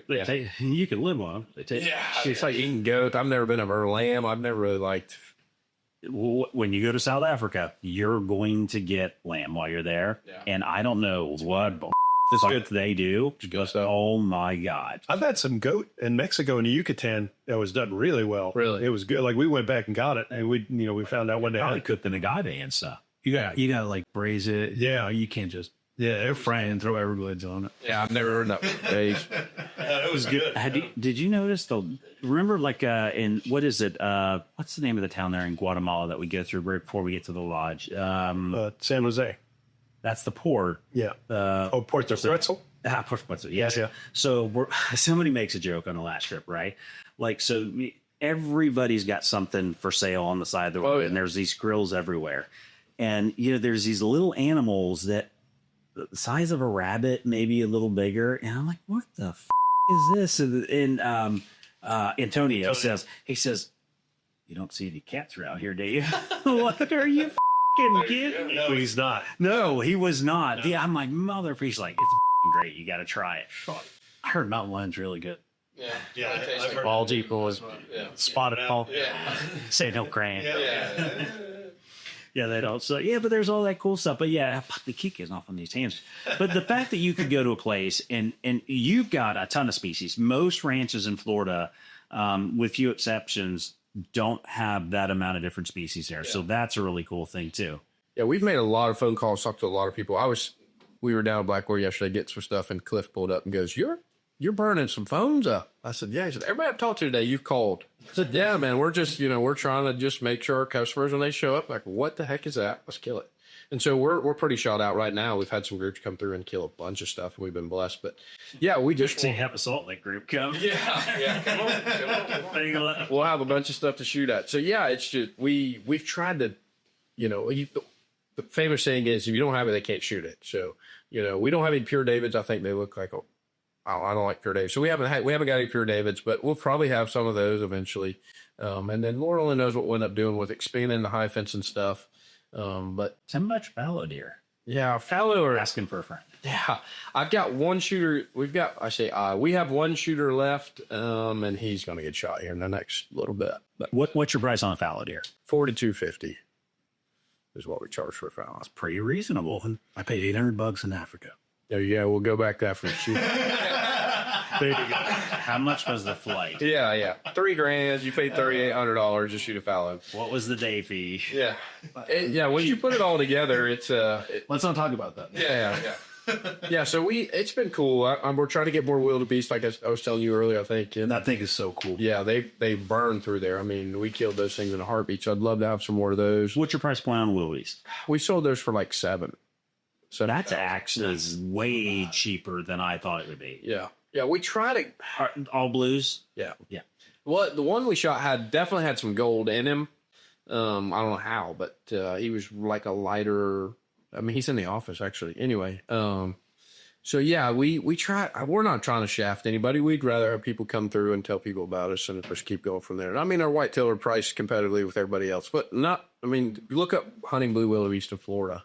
It's like $15,000. Yeah, good luck finding one. Did Razor have some maybe? The Razor doesn't have any exotics anymore. No. They've kind of kicked their exotics out. 6M might have some. That place is insane. If you ever want to. Is it Ocala? Yeah, it's up in North Florida somewhere. They just came up on the map, and he's like 6,000 acres, 5 fence. And they've got, I mean, you're going to pay to go there, but I think he's between, what is the Army post up there? Is it, well, not Blanton? We're in Ocala? No, it's north of Ocala. It's like Drum? No. It's north of Ocala. Between like it's gonna be east of Gainesville proper. yeah, it's up there. It's big though. That it's a big. It's a huge operation. Yeah. But that place is like kind of between there and Ocala, and I saw it. I'm like, in the videos, like I don't know. They hired a videographer there. Oh, that place is insane. That is get on fire. The shit that they post right now is like I want to get my left nut to go hunt. That's, I mean, You'd have to pretty much. Really, yeah. I'm sure. I mean, their prices are Yeah, I looked at their prices. double everybody else. I mean, they don't need the guys that could, he finds his helicopter in there and hangs out. The owner doesn't need them, and so he can charge whatever he wants. If you come shoot someone, it's got to be worth their time. So I mean, we ran into those guys. I've never been there, never talked to anybody, but they had a booth at a show we ran, and I'm like, y'all are in Florida with these price? Like, you're selling stuff in Florida? Like, they're way high. But their lodge is insane. I mean, they got a driving range out the back of their lodge. Like, I mean, everything's super, super nice. That sounds like it's too expensive for Shaun. Yeah. You can wear I'll go to Sebring. Yeah. How about that? Oh, we're not too far. Well, let's close this out. And so at the end of the podcast, we always do kind of a rapid fire segment where we just shoot off like 5 or 6 random questions, just jump in whatever and speak your mind. So I'll start with the first thing. So one thing, and this is open to anybody. What is one thing every hunter in America needs to hear right now? It's not as expensive as you would think, probably, to get into it. Go to Walmart, buy a bow, go in the woods, have fun, and shoot it a lot, or whatever you want to do. Go to Walmart, buy a shotgun, shoot buckshot. But practice, and just go spend $300 to get bullets. That's a good one. I like that. All right, so we'll go with the next one. One thing every church-going hunter needs to hear about the hunting industry. Yeah, it's a curveball in there. Try to get. You can't make me answer 2 back to back. Come on now, you've been on fire. You had to get that shit. Okay, what was your question again? What is one thing every church-going hunter needs to hear about the industry right now? Don't be fake. Just, be the same person you are in church that you are in the woods and everywhere else. Let's make a movement for the people, that women in church. Let's be the same person, that your pastor wants to see you out and about. Be different. Yeah, I like that. Seth is 2 for 2, by the way. Oh, awesome. All right. So, all right. This one's definitely deep. This is right up your alley. What is one thing every keyboard warrior needs to hear right now? Get a free life. You don't even mow that basement. If you haven't, like the Seth said earlier, if you haven't experienced it, you haven't earned the right to have an opinion about it. Yeah. And it's hard for me when I see those keyboard warriors, they pop up. I don't have it in me not to respond. Like, I'm the guy that this stirs the fuck pot. Oh no, I usually try, but then the devil always gets in my ear and goes, "Have at it," and I'm Robbie Kroger told me, we had the same conversation with Robbie, right? And Robbie told me that, instead of arguing with them, try to teach them. I'm like, what keyboard warrior have you talked to? Because there is no teaching these and that's one of the things we really disagree about on the podcast. He thinks everything is a teaching moment. And while I agree to a small extent, there are some people that you're just wasting your time. And for me, the only way I found to get it across to them is to embarrass them. Period. No, you got a valid point there. I'm just thinking about a story. A friend of mine called me a couple of months ago and said, some guy in Sebastian just said he has the world record white marlin in his boat.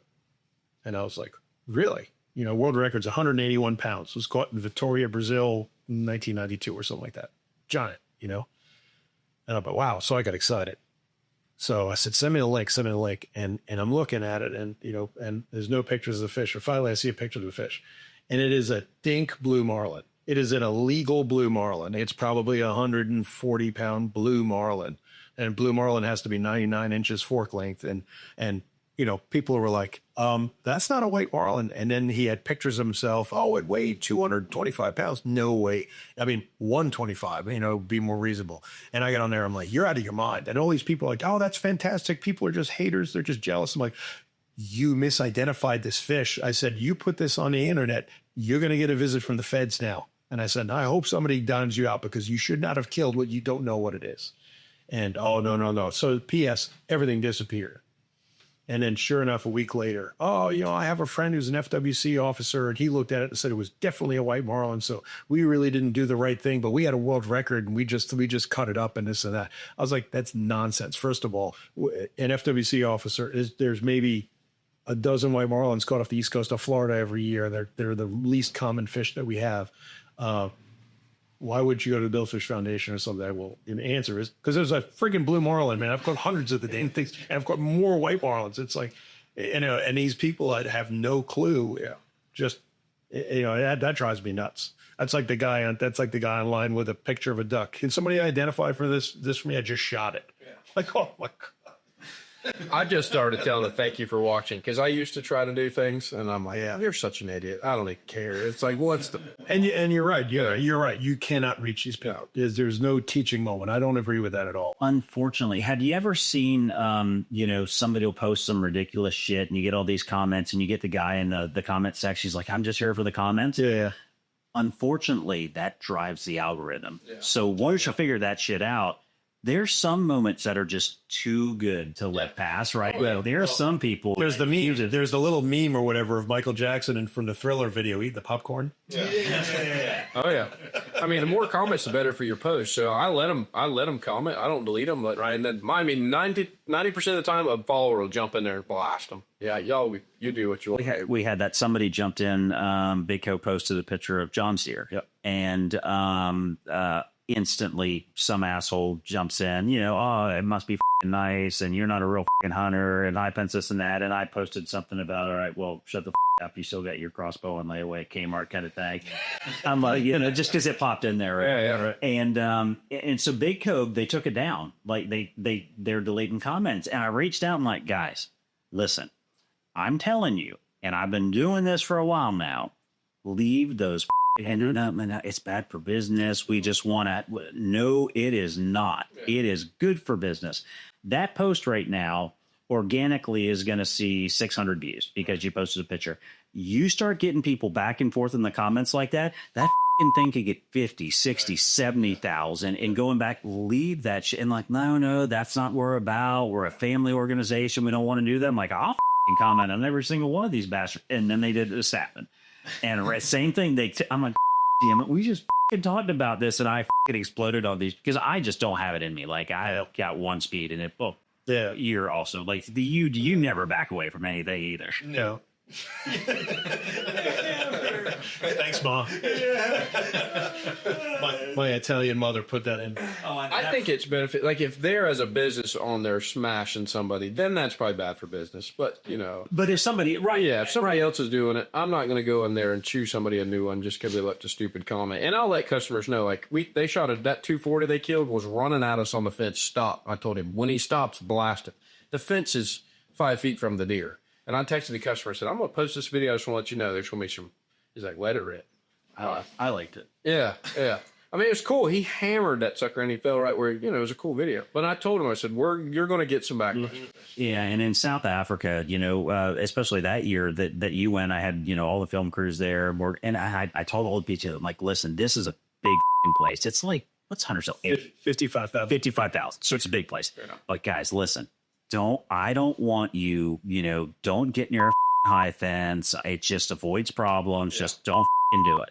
I'm looking at the footage after day 2. I'm like, high fence in the background, high fence in the background, high fence. I'm like, motherfucker. Yeah. Like, how hard is it? Like, are you kidding? And they're wild animals, right? Yeah. So you tell you what you can get. And, you know, like Devin killed that giant Gems buck, that Oryx on, what's like 40 5 or something. Thing was giant. Like Dakota killed a giant. She killed like a 44. And then Devin, first thought it was huge. Yeah. But yeah, 45, 46. It's giant. Biggest oryx I've ever seen in South Africa. Now you go to Namibia, little different story. You can get them that way. Yeah. But to South Africa, they don't grow that animal. How the because I don't even know how they live there.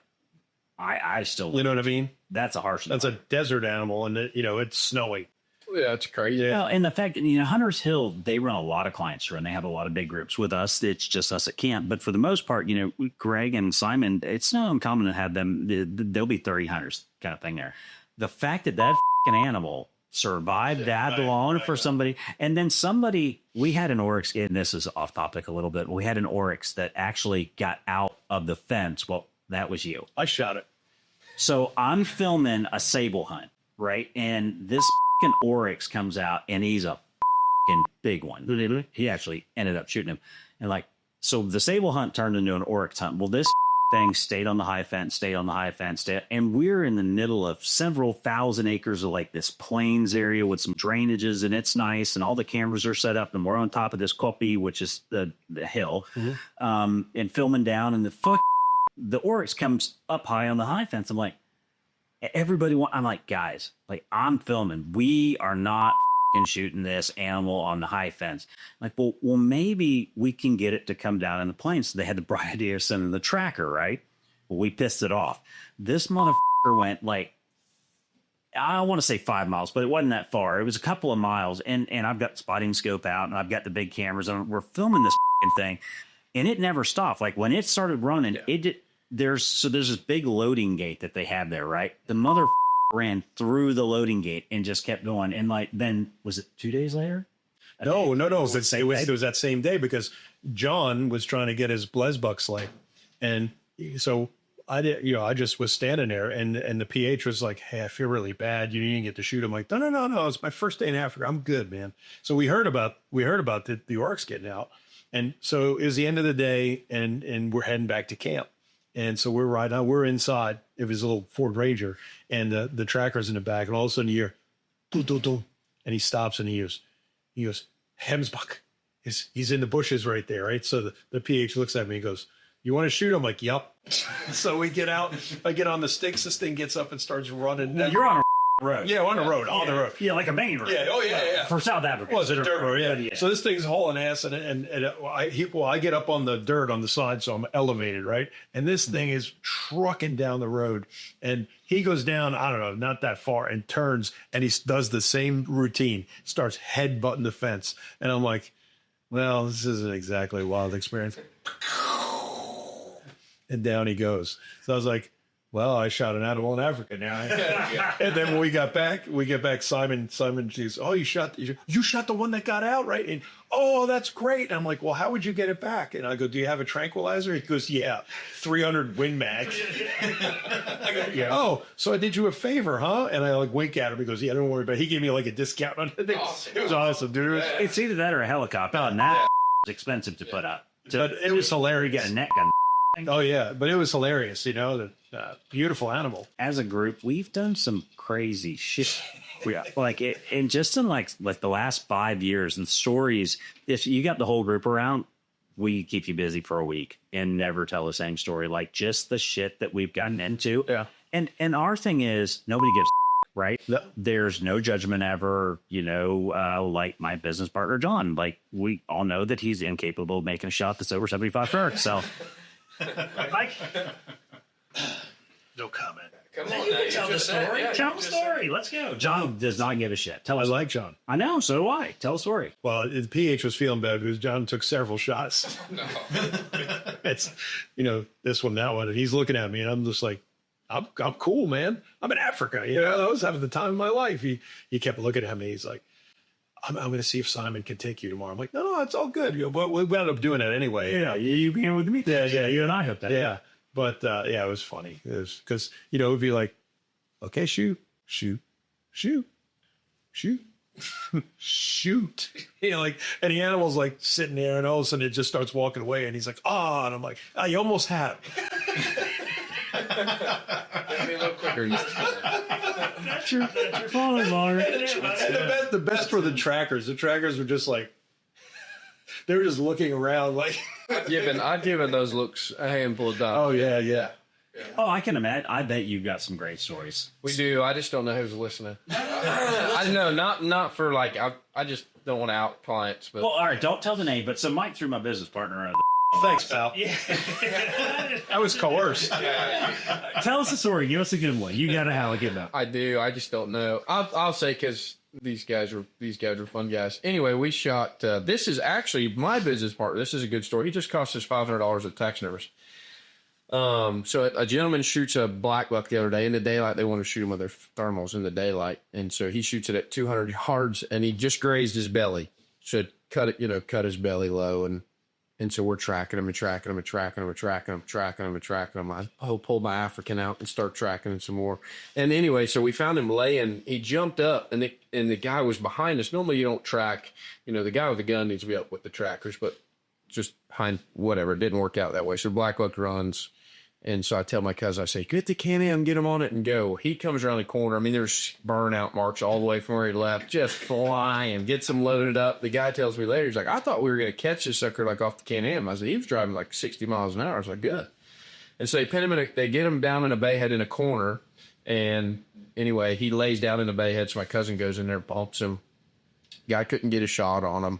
So the guy says, what do you have, a dog? I said, we got a buddy that has a dog. Let me call him. So I call him a buddy. He brings a dog out. And he said, well, we don't want to sit around here and watch him track this thing. Let's go shoot some more stuff. So okay. So we go riding and I kind of did. Yeah. He's like, I'm just here to kill stuff. I'm like, yeah, it works for me. That's what we're here for you to do. So we find a group of, it's dark now. And so we found a group of axes or blackbuck or something where we're trying to, they don't want to shoot. They don't want to ground check it and find out what they shot. So they want to shoot some does. So anyway, I hear pow off in the distance. So I turn the Can-Am off and I hear pow, pow, pow. I'm like, well, they found him. And he's still alive, I'm guessing. So he's like, well, I don't want to listen to that crap. Just keep going. So I was like, okay. So we keep going to get parked, get all set up and everything. And they would bust a group of axes. Yeah, they didn't shoot nothing. Well, my cousin called me. He goes, well, I hope he like Swiss cheese. I said, what'd you do to the man's black lip? He's like, I shot him through both ears and I shot one of his horns. He shot him 7 times to kill this black buck. I said, what? And so sure enough, he brings this black buck over. It looked like he had ear tags in both ears. Shoot both 2 holes each ear. Shot him across the back, like where his shoulder mount's going to be. Oh, boy. Shot him through the gut. Shot him straight through the horn. So I get a call from the tech service yesterday. He's like, dude, I'll boil this thing. The whole horn's going to fall off. I'm like, whatever. Send me a bill. It's like, $500-$600, whatever. Send me a bill. It's our fault. So that was a fun one. That was just last week. Riley, I'll throw him under the bus. He sprayed. He had a bull taxi gun. It sounded like somebody over there just was shooting a semi as fast as he could. But he shot that deer. He shot at him 14 times, hit him 7 times. Still. Machine Gun Riley. And he's normally a really good shot. Yeah. We don't want to get John and Riley together. We'll be a bad chick. Listen, when I gave John, I built John a new rifle, gave it to him for Christmas last year. And from then to now, went and got a can for it. He's still not shot it. Took it to Kentucky, chronoed it, got all this ballistic data, sighted it in with new ammo because all that $high shit that I bought that I had. Oh yeah, that's right. Yeah, I spent $1,000 on custom ammo, like to get, and it was Didn't work. No, like at 100 yards. I'm a good shooter. I'm a sub MOA shooter at 1,000 yards. I could shoot. At 100 yards, I was grouping like this with a custom 300 PRC. I'm like, this piece of shit, this and that. I could. And Stefan says, well, hey, you've got your 300 PRC ammo for your 300 one. While we try it, I'm like, that's factory ammo. Like, all right, we'll try it. That thing, same old. Driving tack. Money. Yeah. Couple adjustments, re-chronoed it. Boom. John takes it out there. I'm like, now, John, so this trigger is like maybe 6. I put a 10-year lead in there because he will jerk the out of a trigger. Yeah. So my thought was, no 2-stage trigger with any take up. It needs to go up now. Motherfucker did it. It worked. Like he was, as soon as he touched it, 2 deer down. But that reminds me of a story though. So you were telling about that story. So do you remember the Kevin Rulong story from a couple of years ago in Kentucky when he took his kid? So we are out here opening day of gun season.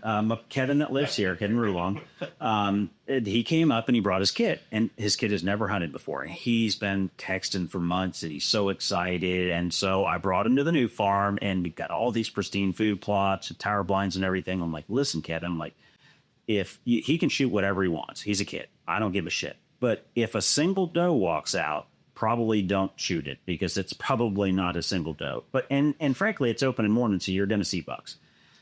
It's 15 minutes after shooting light. Bang, bang, bang, bang, bang. And I'm texting him like, dude, it sounds like World War III. It was like big doe down, big doe down.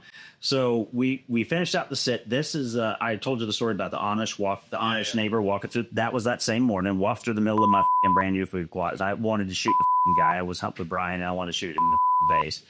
That pissed me off. Don't ever have an Amish neighbor. That's a horrible idea. So I said, we're done. They've already, mucked up the woods. They shot. They got a deer down. Let's go get it. And so we had to drive over this hill and come back down this big flat to get this deer.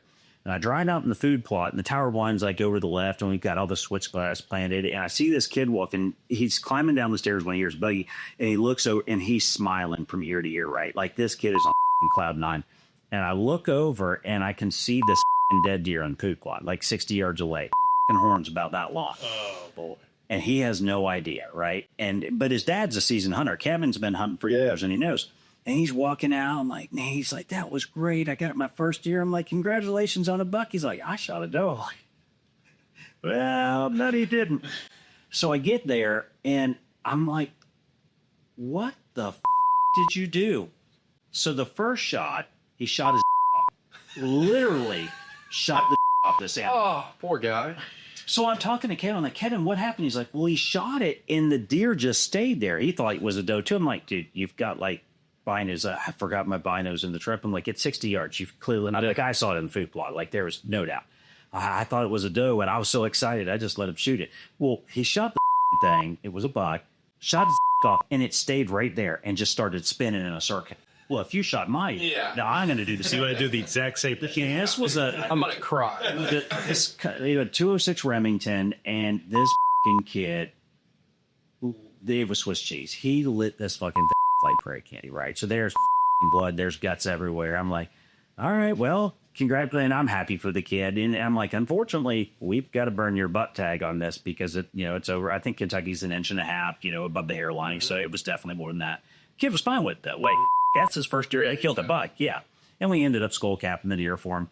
So I bring the deer to the processor and on the way back to the big farm and just drop it off. And Melissa calls me later that night. She's like, Shaun, she's like, this deer you dropped off this morning. She's like, yeah. She's like, I can't do anything with this deer. I'm like, what are you talking about? She's like, this fucker is shot to shit. I can't even burger this thing. I'm like, oh, man, no, you're she's like, this is the worst I've ever seen. There's holes and bits and pieces everywhere. Like, I can't do anything. They shot it in the ass. They shot it in the face. They shot it in the shoulder. Like, this kid just destroyed deer. It's great. He killed the out of it. But so I'm like, what do we do? So Staffen, like I call Saffron, like, Staffen, dude, I need you to shoot a doe in the morning. It's like, why? I'm like, then I told him the story. It's like, oh. So we shoot a doe, we sneak off, and we shoot a doe the next morning. We break with the processor, and like a day later, they're leaving. I'm like, well, here's your buck, and I got the skull. To this day, I don't think he knows. To this day, the kid now he does. He doesn't watch Spot. Yeah, that he does not know that he did that. The meat that he brought back to Florida was not that fucking shot. I was thinking this show shot the shit. We have a lot of bow hunting stories. This would be a fun one. I don't know if we got a couple minutes, but so we had a husband and wife. The lady only shoots a bow, and she was only going to kill a bow. And the husband had told me, she's a great shot, and I don't believe that. I'm not saying she wasn't. And I think so. Anyway, she shot a 152-inch beautiful buck with us this year, and so the protein feeder's like 22 yards. Anyway, I get a phone call with phone ring. He's like, "Bring the rifle now." She shot him high. Like, okay. And so I come peeling off in there. He's trying to tell me where the deer ran, whatever. And I see a big deer standing looking at the ground. When I come around the corner, I'm like, I bet he's standing right there with that buck. So I sneak off and go get over to the blind. And so I grab him. We go walking, and I'm looking at him glassing. I find her deer laying there, and he's kind of nodding off, picking his head back up. I said, I think we're okay. Let's just wait a minute. Nope, we're going now. I said, okay, well, I was down this side. If that sucker gets in his bed, we're going to be in trouble. And so I gave him a rifle. It was like 6.5. And so he rushes, gets over there to it. Deer jumps up. He shoots, misses, reacts another, shoots it, hits it, reacts another, shoots it, hits it. And needless to say, that woman didn't say a single word the rest of the night. She was so mad at him for shooting that deer. And she hit it high shoulder. Deer was going to be fine. She was so, and I would have been pissed too. She was so mad. It was kind of funny. But he killed her deer, and she wasn't even worried about it after that. It was like, well, I feel bad for you now, but wasn't anything I did. We should have just waited. He was fine. Yeah. And the husband couldn't find it, was making her real nervous in the blind and stuff. And so she just got excited. But we have a lot of bow stories. I had a guy, customer the other day come, we set a target out, and I said, all right, shoot that target for me. He hit the tractor behind it. I'm like, whoa, all right, well, shoot it again. We're going to move the target, and you can shoot again. Missed the whole target by like 3 or 4 feet. I'm like, dude, something's off, He's like, well, let's just go give it a shot. I said, no, you're just shooting hard. He's like, there's no way. He's like, what do you mean? You can't hit a target 20 yards. What do you think you're going to do? And he's like, no, I think we could try it. I said, no, you're not shooting anything with that bow. I said, we got a rifle for you in the office to be perfect for you.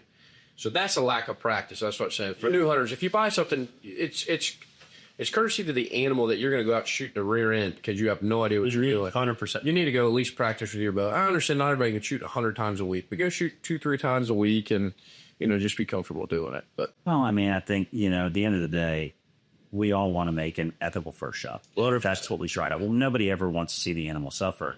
Unfortunately, shit happens, right? Oh, yeah. I mean, it's like I've seen it, dozens and dozens of times, and I've had to follow up before. I mean, it just happens. Yeah. The best laid plans don't always go to plan, but especially with a bow, there's a lot that can go wrong.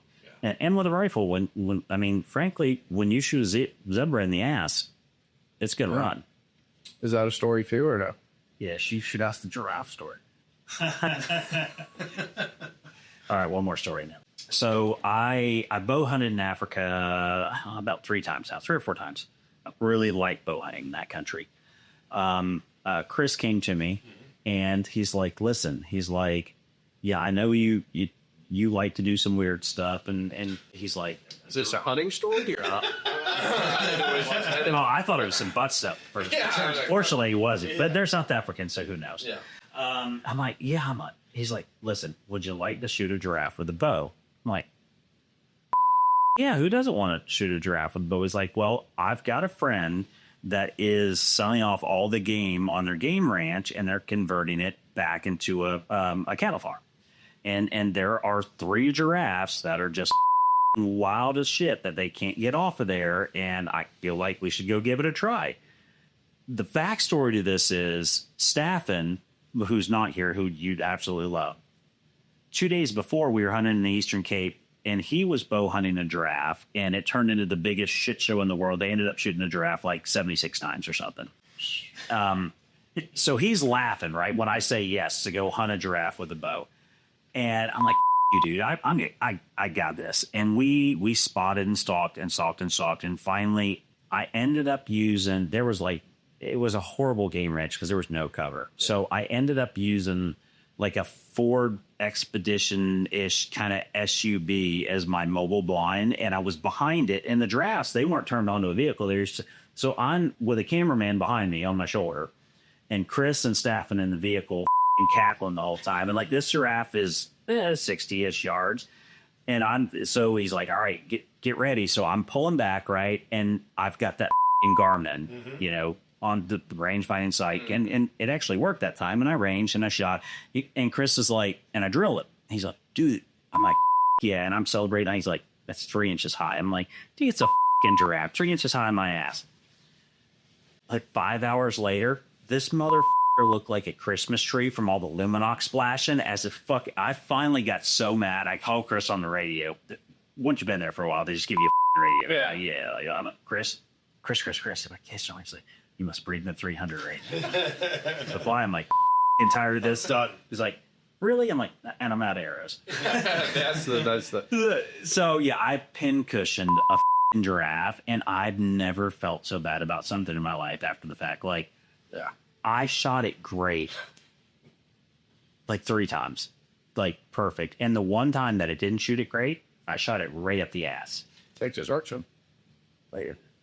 It bled a lot out of it. When you shoot a butthole with big fixed blade, it's like a a fire hose going on. They're blowing everywhere. This fucker kept going though, and I finally, and I was out of arrows, and I was pissed at the point. And I finally just, it sat up and shoved like a thing in the neck and put it down right. But yeah, I pin cushioned the strap. We've had plenty of those. Water buffalo, eland. We've had plenty of pin cushions. Plenty of pin cushions. They suck. All right, so let's go the last one, and then we'll close this thing out. So, and this is Seth specifically for you. So, what's next? Tell me where you're going. What's next for the business? What's Borrowed Time doing next? Where are you going? Yeah, so next for the business would be for that side of things would be to get a nice lodge, get that finished out, so we can start housing customers on site. Personally, I own a couple of businesses, so I'd love to sell those and just do that guiding outfit full time. That would be awesome if we could end up doing that. Borrowed Time, we're just going to keep posting content, keep it original, and try to do, I think I was speaking with you guys. I try to do as much personal stuff and less work stuff. I don't want to push work down people's throats, but it's cool. We're in the line of work where we get to kill things, and that's kind of what our Instagram and social media is anyway. So we want to make that be a part of some of that as well. So yeah, I'm hoping to get the tree stand for myself. I think I've sat 4 times this year, which is the least I've ever hunted, I think, in my whole entire life. And so we've just been busy, which is a huge blessing. But hopefully get out, shoot a deer, and get it on film and just keep pushing out good content for everybody and have fun doing that. So, well, that's great. We're definitely going to come out and hunt with you. And kind of, we started this new thing where we're doing out there reviews too. So we started that in PA, and now we try everybody we get, we want to go hunt with them too, right? So it's one thing to have somebody in a studio, but it's also, another thing to go hunt with them. And I think, especially if we can showcase, it's one thing to talk about it, but then if we can follow it up and say, hey, this is what it's about. So we've really started to do that. So we definitely want to catch up, get the crews out there, film with you, get all the guys out there, go have them give a time. Yeah. And man, we appreciate the shit out of you coming. We were in way late. It's super late. You get a long drive back to see. No, it's good. I appreciate you guys having me on. It's always a blessing just to talk about stuff like this and have fun. And just show people, just get a group of guys in a room, talk about hunting. You can be here all night. Oh yeah. Yeah. Oh yeah, for sure. But folks, until next time, I'm Shaun Kogut. This is Mike Murray. We've got Oscar Maldonado with us. And as always, live free, hunt hard, keep chasing that adventure. And then Sappin normally says something like, yeah, you should fuck off. Get you some of that. Get you some of that. There you go.